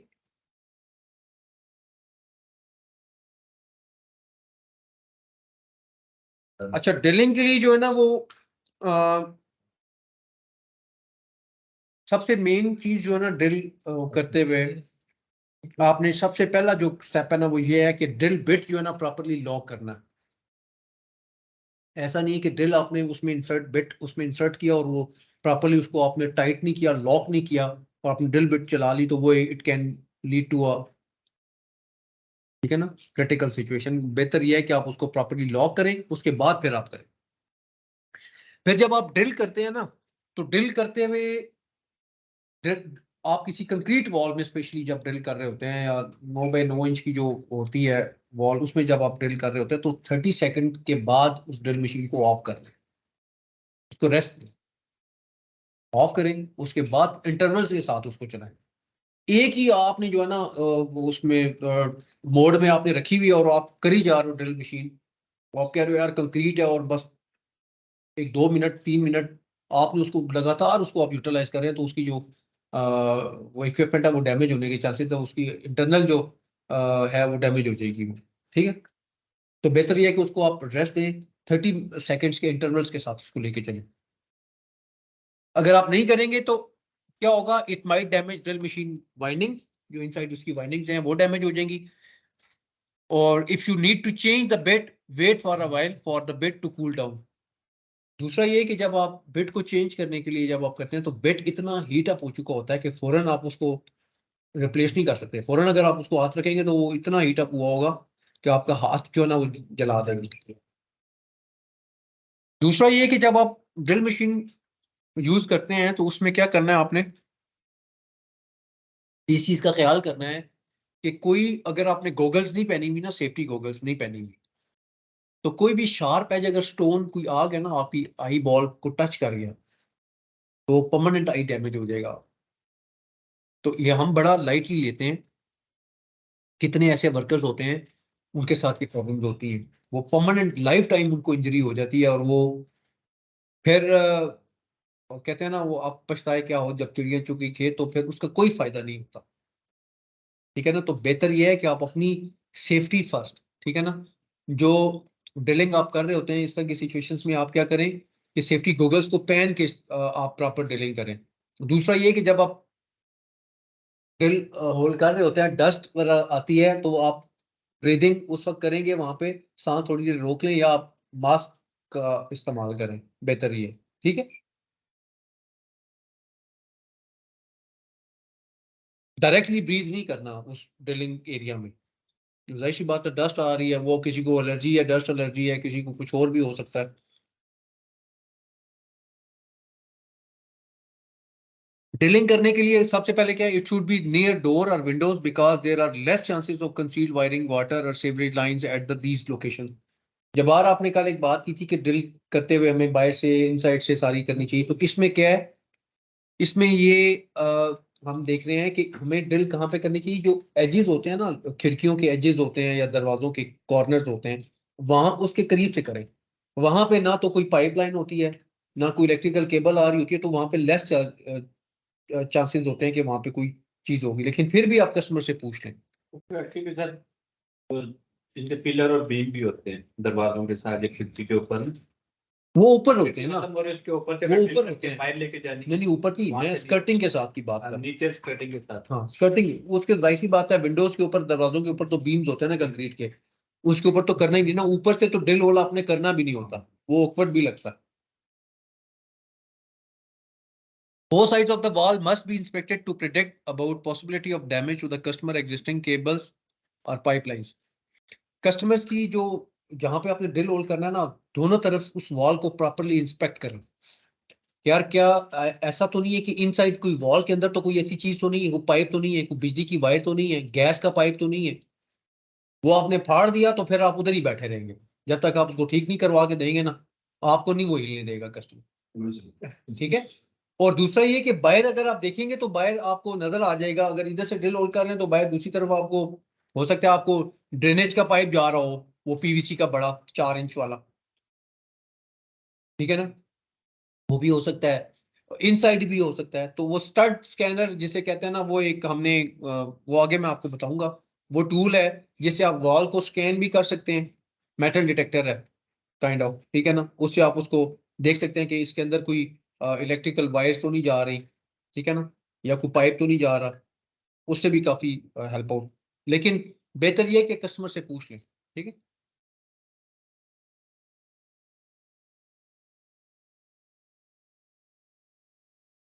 If there is a cavity or some pipes running at the place, sound of the tapping will change. अगर आप ड्रिल कर रहे हैं और फौरन आपने देखा कि यार उसकी नॉइज जो है ना, उसका जो साउंड है वो चेंज हो रहा है, फौरन फिर आप समझ जाए कि भाई या तो इसके अंदर कोई स्टील बाहर आ गई है, सरिया जिसे कहते हैं वो आ गया, ये तो इसको रोक देना चाहिए। वो तो ड्रिल बिट को भी डैमेज करेगा और वैसे भी नहीं कर सकेगा, क्योंकि आपने कंक्रीट में आपने गलत जगह पे आपने ड्रिल होल कर दिया। उसका मतलब यह है कि आपने प्रॉपर्ली इंस्पेक्ट नहीं किया, आपने ड्रिल बीम के अंदर कर दिया, बीम के अंदर आपने नहीं करना होगा, ठीक है। या कोई पाइप था जो कि कस्टमर को भी नहीं पता था, आपने पूछा, कस्टमर ने कहा कर दो, आपने जब किया तो आप भी आंखें बंद करके और कान बंद करके आपने ड्रिलिंग कर दी, तो फिर उस केस में आपने आंखें खोल के रखनी है, गूगल्स पहन के रखनी है और कान लगा के रखने हैं कि कोई उसकी टैपिंग शैपिंग चेंज तो नहीं हो रही वो फौरन। और ड्रिल हिल्टी मोड पे जब आप रखते हैं ना, तो उस वक्त पता चल जाता है कि वो हिट करती है ना किसी इस तरह की मेटल को, तो साउंड चेंज हो जाती है। पुश बैक भी होता है। हाँ, बिट भी पुश बैक होता है। नेवर ड्रिल हॉरिजॉन्टली और वर्टिकली टू एनी सॉकेट। कोई भी सॉकेट है ना, इलेक्ट्रिकल कोई भी सॉकेट है, आपको पता है कि इसके पीछे से कोई ना कोई वायर तो आ रही है ना इलेक्ट्रिकल, उसके हॉरिजॉन्टल भी ना करें, उसकी सीध में पूरी दीवार में लेफ्ट और राइट, उस सॉकेट के लेफ्ट और राइट उस सॉकेट के बिल्कुल पैरेलल हॉरिजॉन्टल लेवल के ऊपर। मतलब फॉर इंस्टेंस अगर ये सॉकेट लगी हुई है ना, ये सॉकेट है जहां पे फॉलो लिखा हुआ है, ये सॉकेट है फॉर इंस्टेंस, मान लेते हैं। अब आपने इस सीध में ना हॉरिजॉन्टल इधर ही पूरी वॉल में ड्रिल होल नहीं करना, और इस फॉलो के इधर भी आपने होल नहीं करना। मतलब क्या है कि इस सॉकेट में इधर से भी वायर आ सकती है इलेक्ट्रिकल की जो इधर आके कनेक्ट कर रही है, या इस साइड से भी वायर आ सकती है, ऐसा ही है ना। दूसरा वो कहता है कि वर्टिकल भी आपने इस सॉकेट के वर्टिकल भी नहीं करना, ऊपर भी ये यहां से हो सकता है इस सॉकेट से या बटन से वायर ऊपर पंखे की तरफ जा रही है, या छत से वापस इस सॉकेट तक आ रही है, ये यहां से इस तरह नीचे आ रही है और नीचे से इधर जा रही है। तो इस तरह भी आपने इस सीध में भी आपने ड्रिल होल नहीं करना और इस सीध में भी आपने नहीं करना, हॉरिजॉन्टल और वर्टिकल किसी भी सॉकेट के। आपने इस सॉकेट के, अगर ये सॉकेट है ना, तो आपने अगर इसका ये वर्टिकल पॉइंट है ना, तो आपने यहाँ पे कर देना ड्रिल होल, ठीक है ना। और अगर आप ये समझते हैं कि इधर सॉकेट इधर इधर है, तो आप थोड़ा सा ऊपर कर दे भाई, इसकी लाइन में ना कर, तो आपने बिल्कुल वर्टिकल भी नहीं करना और हॉरिजॉन्टल भी नहीं करना। अगर टाइल्स लगी हुई है ना, जहां पे आपने इनसाइड आपने होल किया, आपने तो वही जिस तरह कल बात हमने की थी कि इनसाइड आपने स्कर्टिंग के हिसाब से आपने इनसाइड आप बैठे हुए हैं जहां पे आपने ऊंटी लगानी है, टीवी लाउंज में बैठे हुए हैं, आपने उधर से ड्रिलिंग स्टार्ट कर दी। बायर कस्टमर ने बड़ी कीमती जो टाइलें लगाई हुई हैं, सिरेमिक टाइल्स लगी हुई हैं, तो आपने ड्रिलिंग हैमरिंग मोड ऑन रखा हुआ है और आपने ड्रिलिंग स्टार्ट की हुई है। वो ड्रिल करते करते करते आपने जो बिल्कुल एंड पे 1-2 इंच रह भी गए थे, तब भी आपने ड्रिलिंग मोड ऑन रखा हुआ है, तो वो 1-2 इंच रहते होंगे ना, वो जब निकलेगा ना तो फाड़ के निकलेगा फिर बेड उस तरफ से, वो पूरी क्या होगी कि वो जो टाइल होगी ना, पूरी टाइल को लेके वो डैमेज करके बाहर निकलेगा बेड। तो बेहतर इसका क्या है कि जब आप ड्रिलिंग स्टार्ट करते हैं, तो उस वक्त आपने उसको हैमरिंग मोड में नहीं रखना, उस वक्त आपने ड्रिलिंग मोड में रखना है। सिंपल वो घूमता है ड्रिल, उसको क्या करना है आपने सिंपल मोड में रखना है। अगर आपने स्टार्ट करते हुए अगर आपने ड्रिलिंग हैमरिंग मोड में रखा ना, तो वो ड्रिल जो जहां पे आपने पॉइंट मार्क किया होगा ना, उससे वो स्लिप करेगा, आगे पीछे स्लिप करके आपका ड्रिल बिट वो पोजीशन ही चेंज हो जाएगी। लेकिन अगर आपने सिंपल ड्रिलिंग मोड में रखा होगा ना, तो जिधर आपने मार्किंग की होगी उधर से ही स्ट्रेट ड्रिल होल होगा, ड्रिल बिट आपका स्लिप नहीं करेगा। जब आप थोड़ा सा आपने देखा कि मैंने सिंपल मोड में रखा ड्रिल बिट को और ड्रिलिंग को, और एक सुराख हो गया उसमें होल हो गया और ड्रिल बिट आप चल रहे आगे, तो फिर आप हैमरिंग मोड को ऑन कर लें, थोड़ी देर उसको 30 सेकंड्स के इंटरवल के बाद हैमरिंग मोड को ऑन करें। हैमरिंग मोड को ऑन करेंगे तो फिर आपका क्या होगा कि अब आपका जो ड्रिल होल है वो बड़ी तेजी से आगे जाना शुरू हो जाएगा। और जो ही आपको आइडिया हो जाएगा कि यार मेरा जो ड्रिल बिट है उसके साथ एक स्केल होता है बिट के साथ, ठीक है, यूजुअली ड्रिल बिट्स के साथ एक स्केल लगा होता है। जब आप उसको मेजर करते हैं कि यार मेरा इतना बिट जो है वो वॉल के अंदर चला गया है, अब मेरी ये 9 इंच की वॉल है, 7 इंच तक मैंने ड्रिल हैमरिंग के साथ कर लिया बड़ी तेजी के साथ, अब 2 इंच रह गए हैं, आप उसको वापस हैमरिंग मोड को ऑफ करके आप ड्रिलिंग मोड पे कर दें। जब आप ये प्रैक्टिस फॉलो करेंगे तो फिर जब उधर बाहर बेशक टाइल्स भी लगी होंगी ना, तो वो टाइल्स को डैमेज करके बाहर बिट नहीं निकलेगा, सिंपल उतना ही होल करके वो बाहर निकलेगा जितना आपने स्टार्ट इनसाइड से किया था। अदरवाइज अगर आपने हैमरिंग मोड पे रखते हुए आपने ड्रिल को पार किया ना दीवार के दूसरी तरफ, इधर अंदर से तो ड्रिल होल नॉर्मल नजर आएगा, दूसरी तरफ जब आप जाएंगे ना तो बिल्कुल वो कंडीशन डिफरेंट होगी, वो पूरी पूरी टाइल लेके उड़ा होगा और पूरी एक ईंट भी बाहर निकली होगी।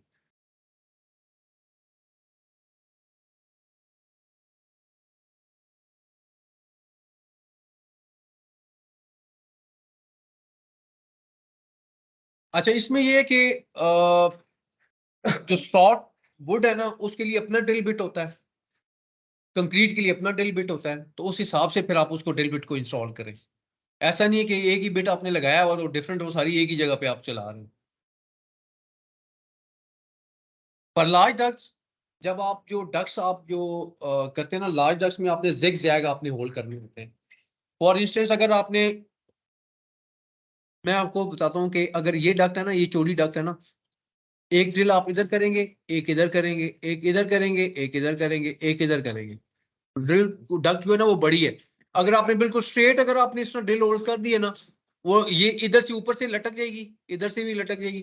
तो बेहतर ये है कि आपने जो चौड़ी डक्ट है, जो स्पेशली बड़ी डक्ट्स हैं 25 बाई 25 की, वो एक ड्रिल होल यहाँ पे करेंगे, एक इधर करेंगे, एक फिर इधर करेंगे, जिग जैग करते जाएंगे आप। Place the duct on the wall where it is to be mounted. Check the angle with the level meter. जब आप वॉल को, वॉल के ऊपर जब आप ड्रिल बिट रखते हैं ना आप डक्ट को, तो उसको लेवल उसका निकाल लें, पहले लेवल मीटर के साथ निकाल के उसकी लाइन बेशक लगानी है वो करके, ड्रिल बिट्स यहाँ पे आपने करनी है ना मार्किंग, यहाँ पे ड्रिल उसकी मार्किंग कर लें। Bending radius of the Ethernet cables. Bending radius हमने जिस तरह पहले डिस्कस किया था कि बेंडिंग रेडियस ईथरनेट का क्या है जी, आउटर डाया इनटू, वो तो फाइबर ऑप्टिक होता है ना, ईथरनेट का 10 होता है भाई।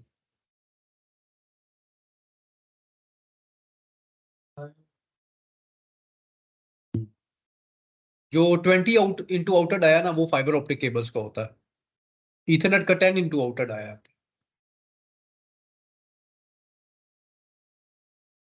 कैट 5 का जो है 55 mm, इसका आप कह लें कि बेंडिंग रेडियस बनेगा। बेंडिंग रेडियस होता क्या है?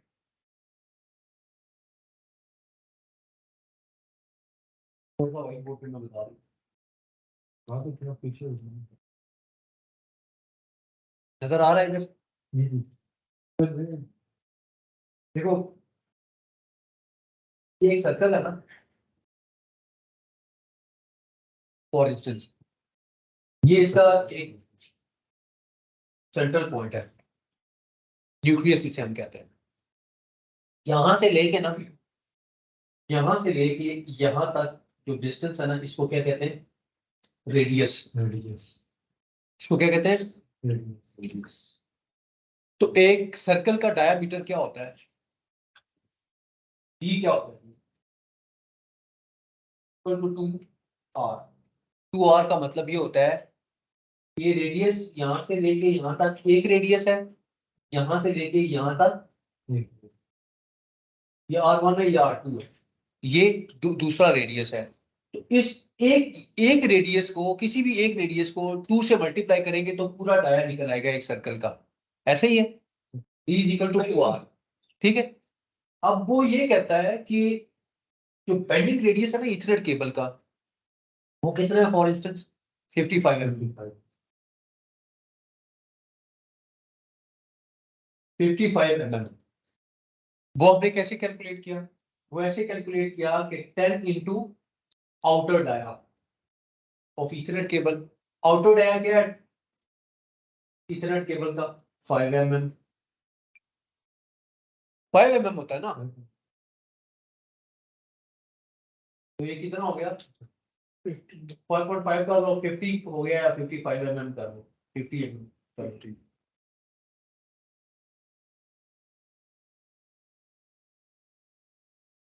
वो ये कहता है कि जो बेंडिंग रेडियस है ना, ये वाला, इसका जो सर्कल बनेगा ना, उसका रेडियस की जो लेंथ होगी ना, वो क्या होगी? वो 50 mm होगी।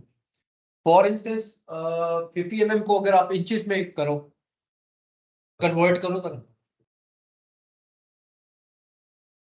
करो ना कन्वर्ट।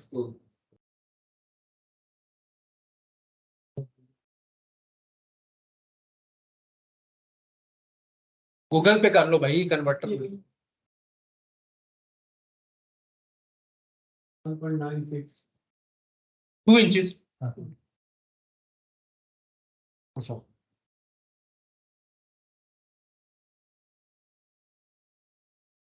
2 इंचेस इसका क्या हो गया? रेडियस हो गया, बेंडिंग रेडियस।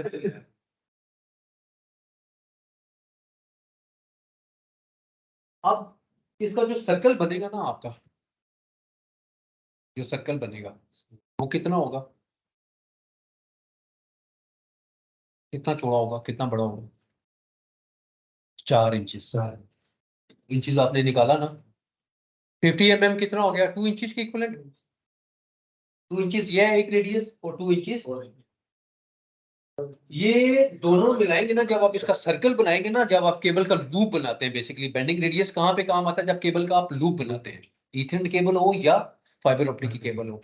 तो अब आपने इसका लूप बनाया, तो रेडियस इसका 2 इंचेस है, तो पूरे सर्कल का डायामीटर क्या होगा, 2r, d into 2r, d into 2, r क्या है जी, वो भी 2 है, तो ये क्या हो जाएगा 4 इसकी यूनिट क्या था, इंचेस, 4 इंचेस। अब जब आप ईथरनेट केबल के लूप को बनाएंगे तो 4 इंचेस तक मिनिमम आपने उसको क्या करना है, उसका फॉर इंस्टेंस इतना बड़ा लूप बनना चाहिए ईथरनेट केबल का। फॉर इंस्टेंस मैं एक एग्जांपल दे रहा हूं जो हमने कैलकुलेशन की है, ठीक है भाई। और अगर आप 20 करेंगे तो फिर क्या हो जाएगा, 8 इंचेस का बन जाएगा। जिस तरह रेहान ने कहा कि 20 इंटू आउटवर्ड आया, मैं कह रहा हूँ 10 है, तो 20 करेंगे तो वो क्या हो जाएगा, 8 इंचेस का सर्कल बन जाएगा। उससे कम नहीं होना चाहिए सर्कल, उससे कम करोगे तो क्या होगा, मिनिमम। ये मिनिमम है। उससे जब कम आप करेंगे, सर्कल बनाएंगे, तो बेंडिंग रेडियस को आप वायलेट कर रहे हैं। जब वो वायलेट करेंगे तो क्या होगा, सिग्नल लीक आउट करेगा, उस पर स्ट्रेस स्ट्रेन का फैक्टर इन्वॉल्व होगा, उसकी आउटर जैकेट लॉन्ग रन के ऊपर जाके डैमेज होगी, वो अफेक्ट करेगा। ऑप्टिकल फाइबर में तो बेंडिंग रेडियस की काफी ज्यादा इंपॉर्टेंस है। उसमें जो टोटल इंटरनल रिफ्लेक्शन हो रही होती है, उसमें फिर लीकेज होती है, और वो सिग्नल लॉस होता है, वो ज्यादा मेजर इफेक्ट उसका होता है। तो यहाँ पे इथरनेट केबल में तो आप बड़े किंग्स, और इस तरीके से वो बेंड्स करके बड़ा उसको प्रेस करके हम उसके टैया लपेट देते हैं, और हम कहते हैं कि क्योंकि इसमें तो बाजार नजर नहीं आ रहा होता, हम मेजर नहीं कर रहे होते, लेकिन अफेक्ट कर रहा होता है, तो अवॉइड, बेहतर ये है कि स्टैंडर्ड प्रैक्टिस को फॉलो करें। जिस तरह सिग्नल फाइबर ऑप्टिक केबल में अफेक्ट हो रहा होता है, इथरनेट में भी अफेक्ट होता है, लेकिन हमें नजर नहीं आता। ठीक है भाई। इथरनेट केबल को टेस्ट करते हैं। इथरनेट केबल को टेस्ट क्या करते हैं जी, हम केबल टेस्टर के थ्रू करते हैं। केबल टेस्टर जो है वो उसके क्या फंक्शंस हैं, उसमें करेक्ट वायरिंग देखते हैं कि यार वायरिंग करेक्ट है नहीं है, कनेक्शन बन रहा है नहीं बन रहा, शॉर्ट सर्किटिंग तो नहीं है, वो भी दिखा देता है कि केबल शॉर्ट है। इथरनेट केबल पिन कॉन्फ़िगरेशन भी बताता है, 1 2 3 6 4 5 7 8 तक बताता है। और इथरनेट केबल की ट्रेसिंग करने के लिए भी ये इस्तेमाल होता है। इसका एक रिमोट यूनिट है, जो कि ये आप देख रहे हो, ये वाला, ये रिमोट यूनिट है। ये आप इससे डिटैच करते हैं, डिटैच करके आप केबल के दूसरे सिरे जंक्शन बॉक्स के पास एक बंदा बैठा हुआ है, उसके केबल आप लगा के आ जाते हो, उसके इधर पंच करके आ जाते हो, और इधर से आके आप बारी बारी उस केबल को इंसर्ट करते हो, और आप जब वो उसके साथ बीप करता है और वो ब्लिंक करना शुरू हो जाती है उसकी पिंस, तो वो पता चल जाता है कि यही केबल है। ट्रेसिंग के भी काम आता है, टेस्ट करने के भी काम आता है। All cabling install must be tested prior to the commissioning. जैसा मैंने पहले बात की थी कि केबल अगर कस्टमर कहता है जी मुझे डाल के दे जाए, मैं बाद में केबल टीवी माउंट करूंगा या मैं आईपीटीवी बॉक्स लगाऊंगा, तो केबल आप जब लगाएंगे तो केबल को आप टेस्ट करके छोड़ के आएंगे। वैसे बेशक यूटिलाइज कस्टमर नहीं कर रहा, लेकिन you have to make sure कि केबल टेस्टेड। ठीक है। जैसा मैंने आपको बताया था कि ये जो रिमोट साइज, ये जो मॉड्यूल है ना इस ईथरनेट केबल का, ये पाम साइज एक छोटा सा कह लें कि मॉड्यूल है, जिसको आप पैक करके दूसरी तरफ लेके जाएं, केबल इंसर्ट करें और उसको आप टेस्ट कर लें। ये आप यूजुअली आपको पता ही आप कर रहे होते हैं डेली बेसिस पे। Typical cable tester can be used to verify conditions of the cables both before and after the installation. Normally cable test करने का पर्पस ये होता है कि क्या वो केबल्स की जो पिन्स हैं वो सारी प्रॉपर्ली पंच हुई हुई है नहीं हुई हुई। मैंने पंचिंग जो केबल क्रिम्पिंग करने के बाद जो मैंने कनेक्टर को पंच किया है वो प्रॉपर्ली पंच हुआ है, कोई पिन मैंने मिस तो नहीं कर दी, स्किप तो नहीं कर दी। ठीक है। इसका ये भी मकसद होता है। दूसरा ये होता है कि यार कि मैंने केबल लेआउट कर दी, लेकिन कमीशनिंग से पहले पहले उसको मैं टेस्ट करके अपनी तसल्ली कर लूँ, कस्टमर को भी दिखा दूँ कि सर ये देख लें। बाद में अगर कोई चीज़ मिस होती है, डैमेज होती है या फॉल्टी होती है, तो वो कस्टमर को के नॉलेज में हो। ठीक है। और केबल इस तरह वैसे ही लूज हमने क्या फ्यूचर यूजेज के लिए मैंने मुझे केबल डाल के दे दे, उस केस में भी आपने केबल को टेस्ट करना है पहले आपने। और कमीशनिंग करने से पहले तो आपने टेस्ट करना ही होता है लाजमी। ये ना हो पता चले जी कि रेहान साहब वहाँ पे लैपटॉप लेके बैठे हुए हैं और टेस्टिंग कर रहे हैं और वो स्पीड नहीं मिल रही सर, स्पीड नहीं मिल रही, फलां इशू आ रहा है, ट्रबल शूटिंग करी जा रहे हैं लेकिन केबल टेस्ट ही नहीं की, जो बेसिक पॉइंट है। तो बेहतर ये है कि कमीशनिंग करने से पहले पहले, उसको लाइव करने से पहले पहले केबल को टेस्ट कर लें, उसके बाद फिर आप उसकी फर्दर आप ट्रबल शूटिंग कर सकेंगे, ठीक है ना।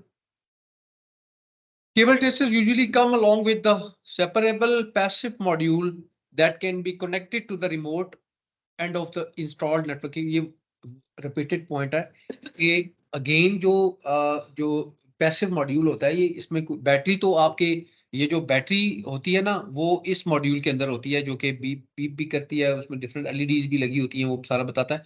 ये एक पैसिव मॉड्यूल है जो कि आप उतार के इसको ले जाए, दूसरी तरफ से ये पिंस को शॉर्ट करता है और दूसरी तरफ से ये क्या करता है, ये मॉड्यूल के ऊपर, इसके ऊपर आप केबल टेस्टर के ऊपर आपको इंडिकेट कर रहा होता है कि केबल ठीक पंच हुई हुई है नहीं हुई हुई है, ट्रेसिंग में भी हेल्प आउट करता है। ईथरनेट केबल्स टेस्टिंग जो है for the cables that are not installed, connect cables one end of the main tester unit properly and other end of the remote module.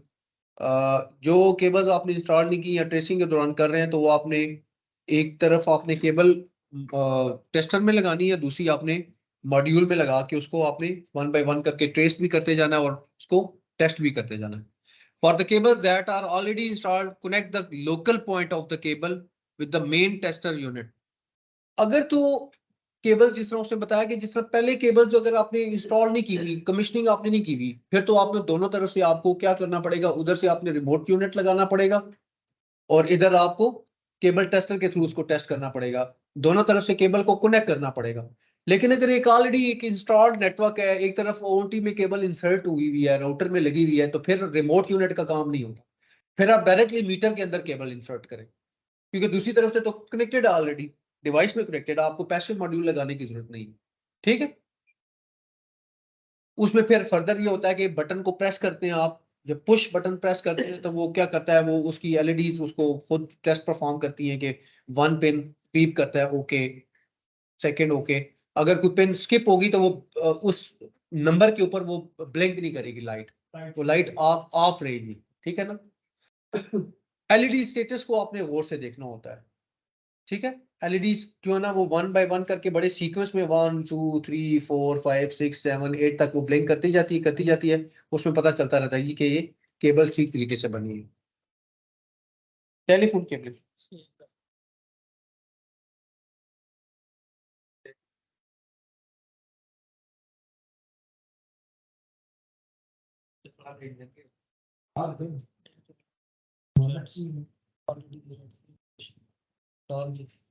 ठीक है मुझे भी सीधी में लग गया, मुझे भी आप रखा है हो ना।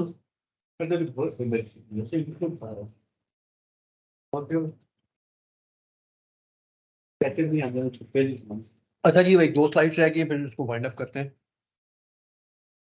टेलीफोन केबलिंग जो है ना, इसमें ये होता है कि use 1 or 2 pair depending upon the number of the telephone lines के, इसमें एक पेयर के ऊपर एक लाइन चलती है, एक पेयर के ऊपर एक लाइन चलती है, 2 पेज के ऊपर 2 लाइनें चलेगी, 3 के ऊपर 3 लाइनें चलेगी, 4 के ऊपर 4 चल रही हैं।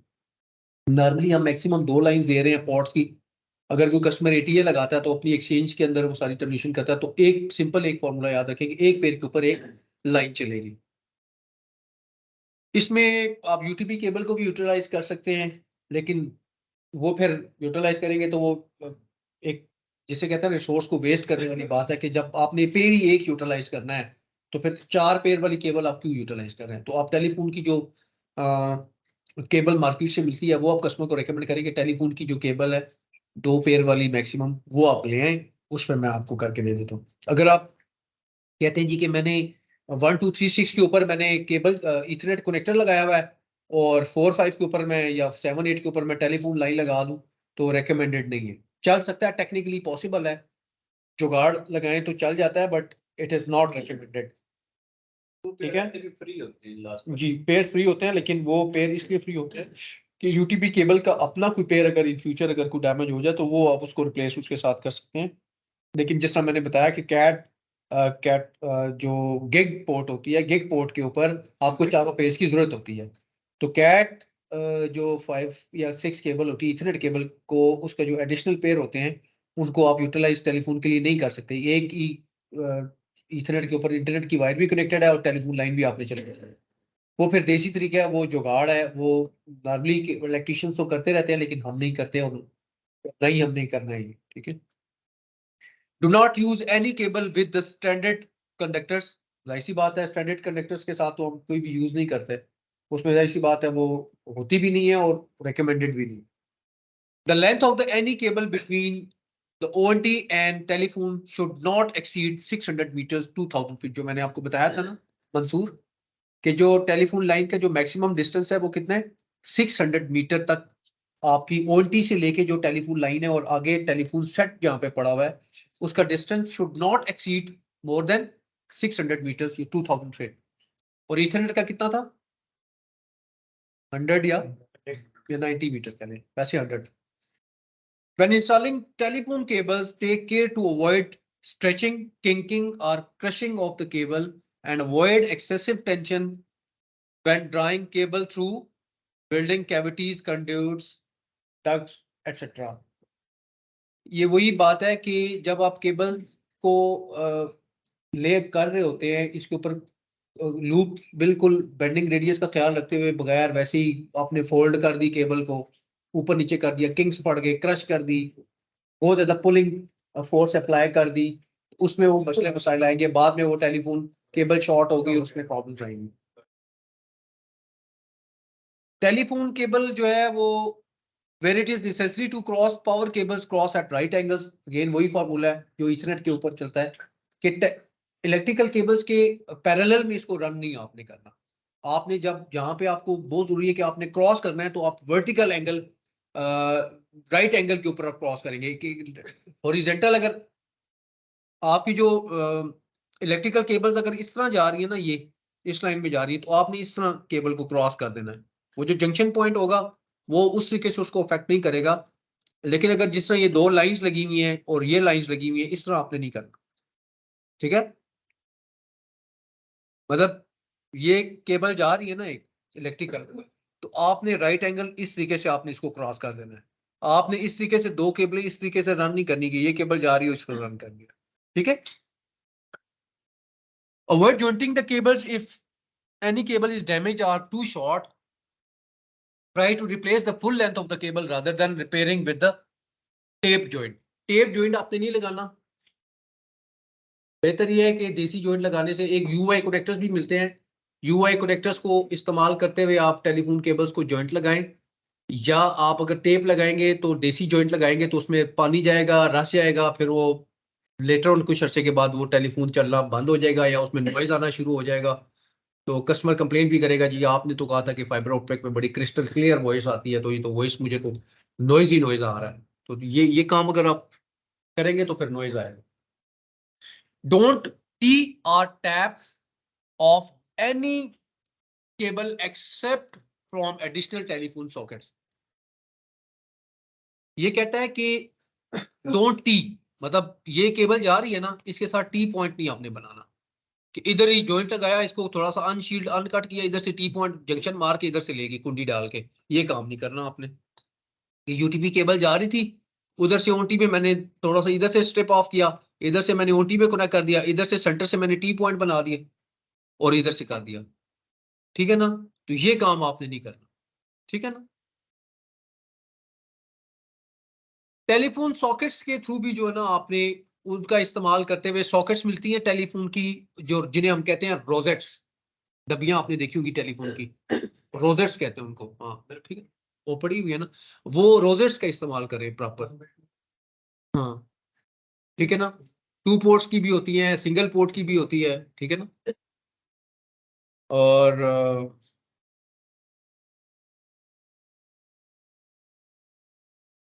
अच्छा फिर क्या जी,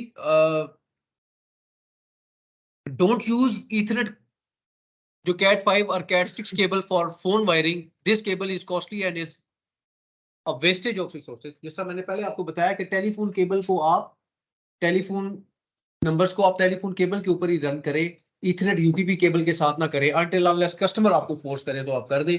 अदरवाइज कस्टमर को कहें कि सर आप मार्केट से केबल परचेज कर लें, लेकिन अगर कस्टमर इज विलिंग टू पे तो आप कहें जी ठीक है चल सकती है। एक 3 पेज अगर फ्री है तो चौथे पेज पे आप चला दें। अस्सलाम वालेकुम, क्या हाल है जी? वेरी नाइस ऑफ, देखिए करें तो थैंक यू वेरी मच जी। दिस इज ऑल अबाउट, किसी का कोई क्वेश्चन है तो वो पूछ सकता है। कल हम इसको थोड़ा सा रिकैप भी कर लेंगे। कोई क्वेश्चन है किसी का तो पूछ ले।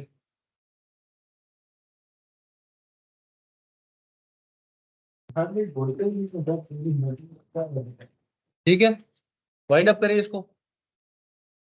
Thank you very much.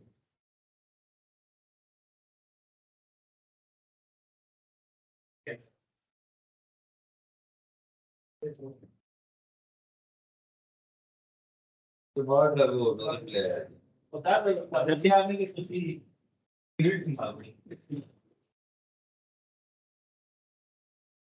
केवल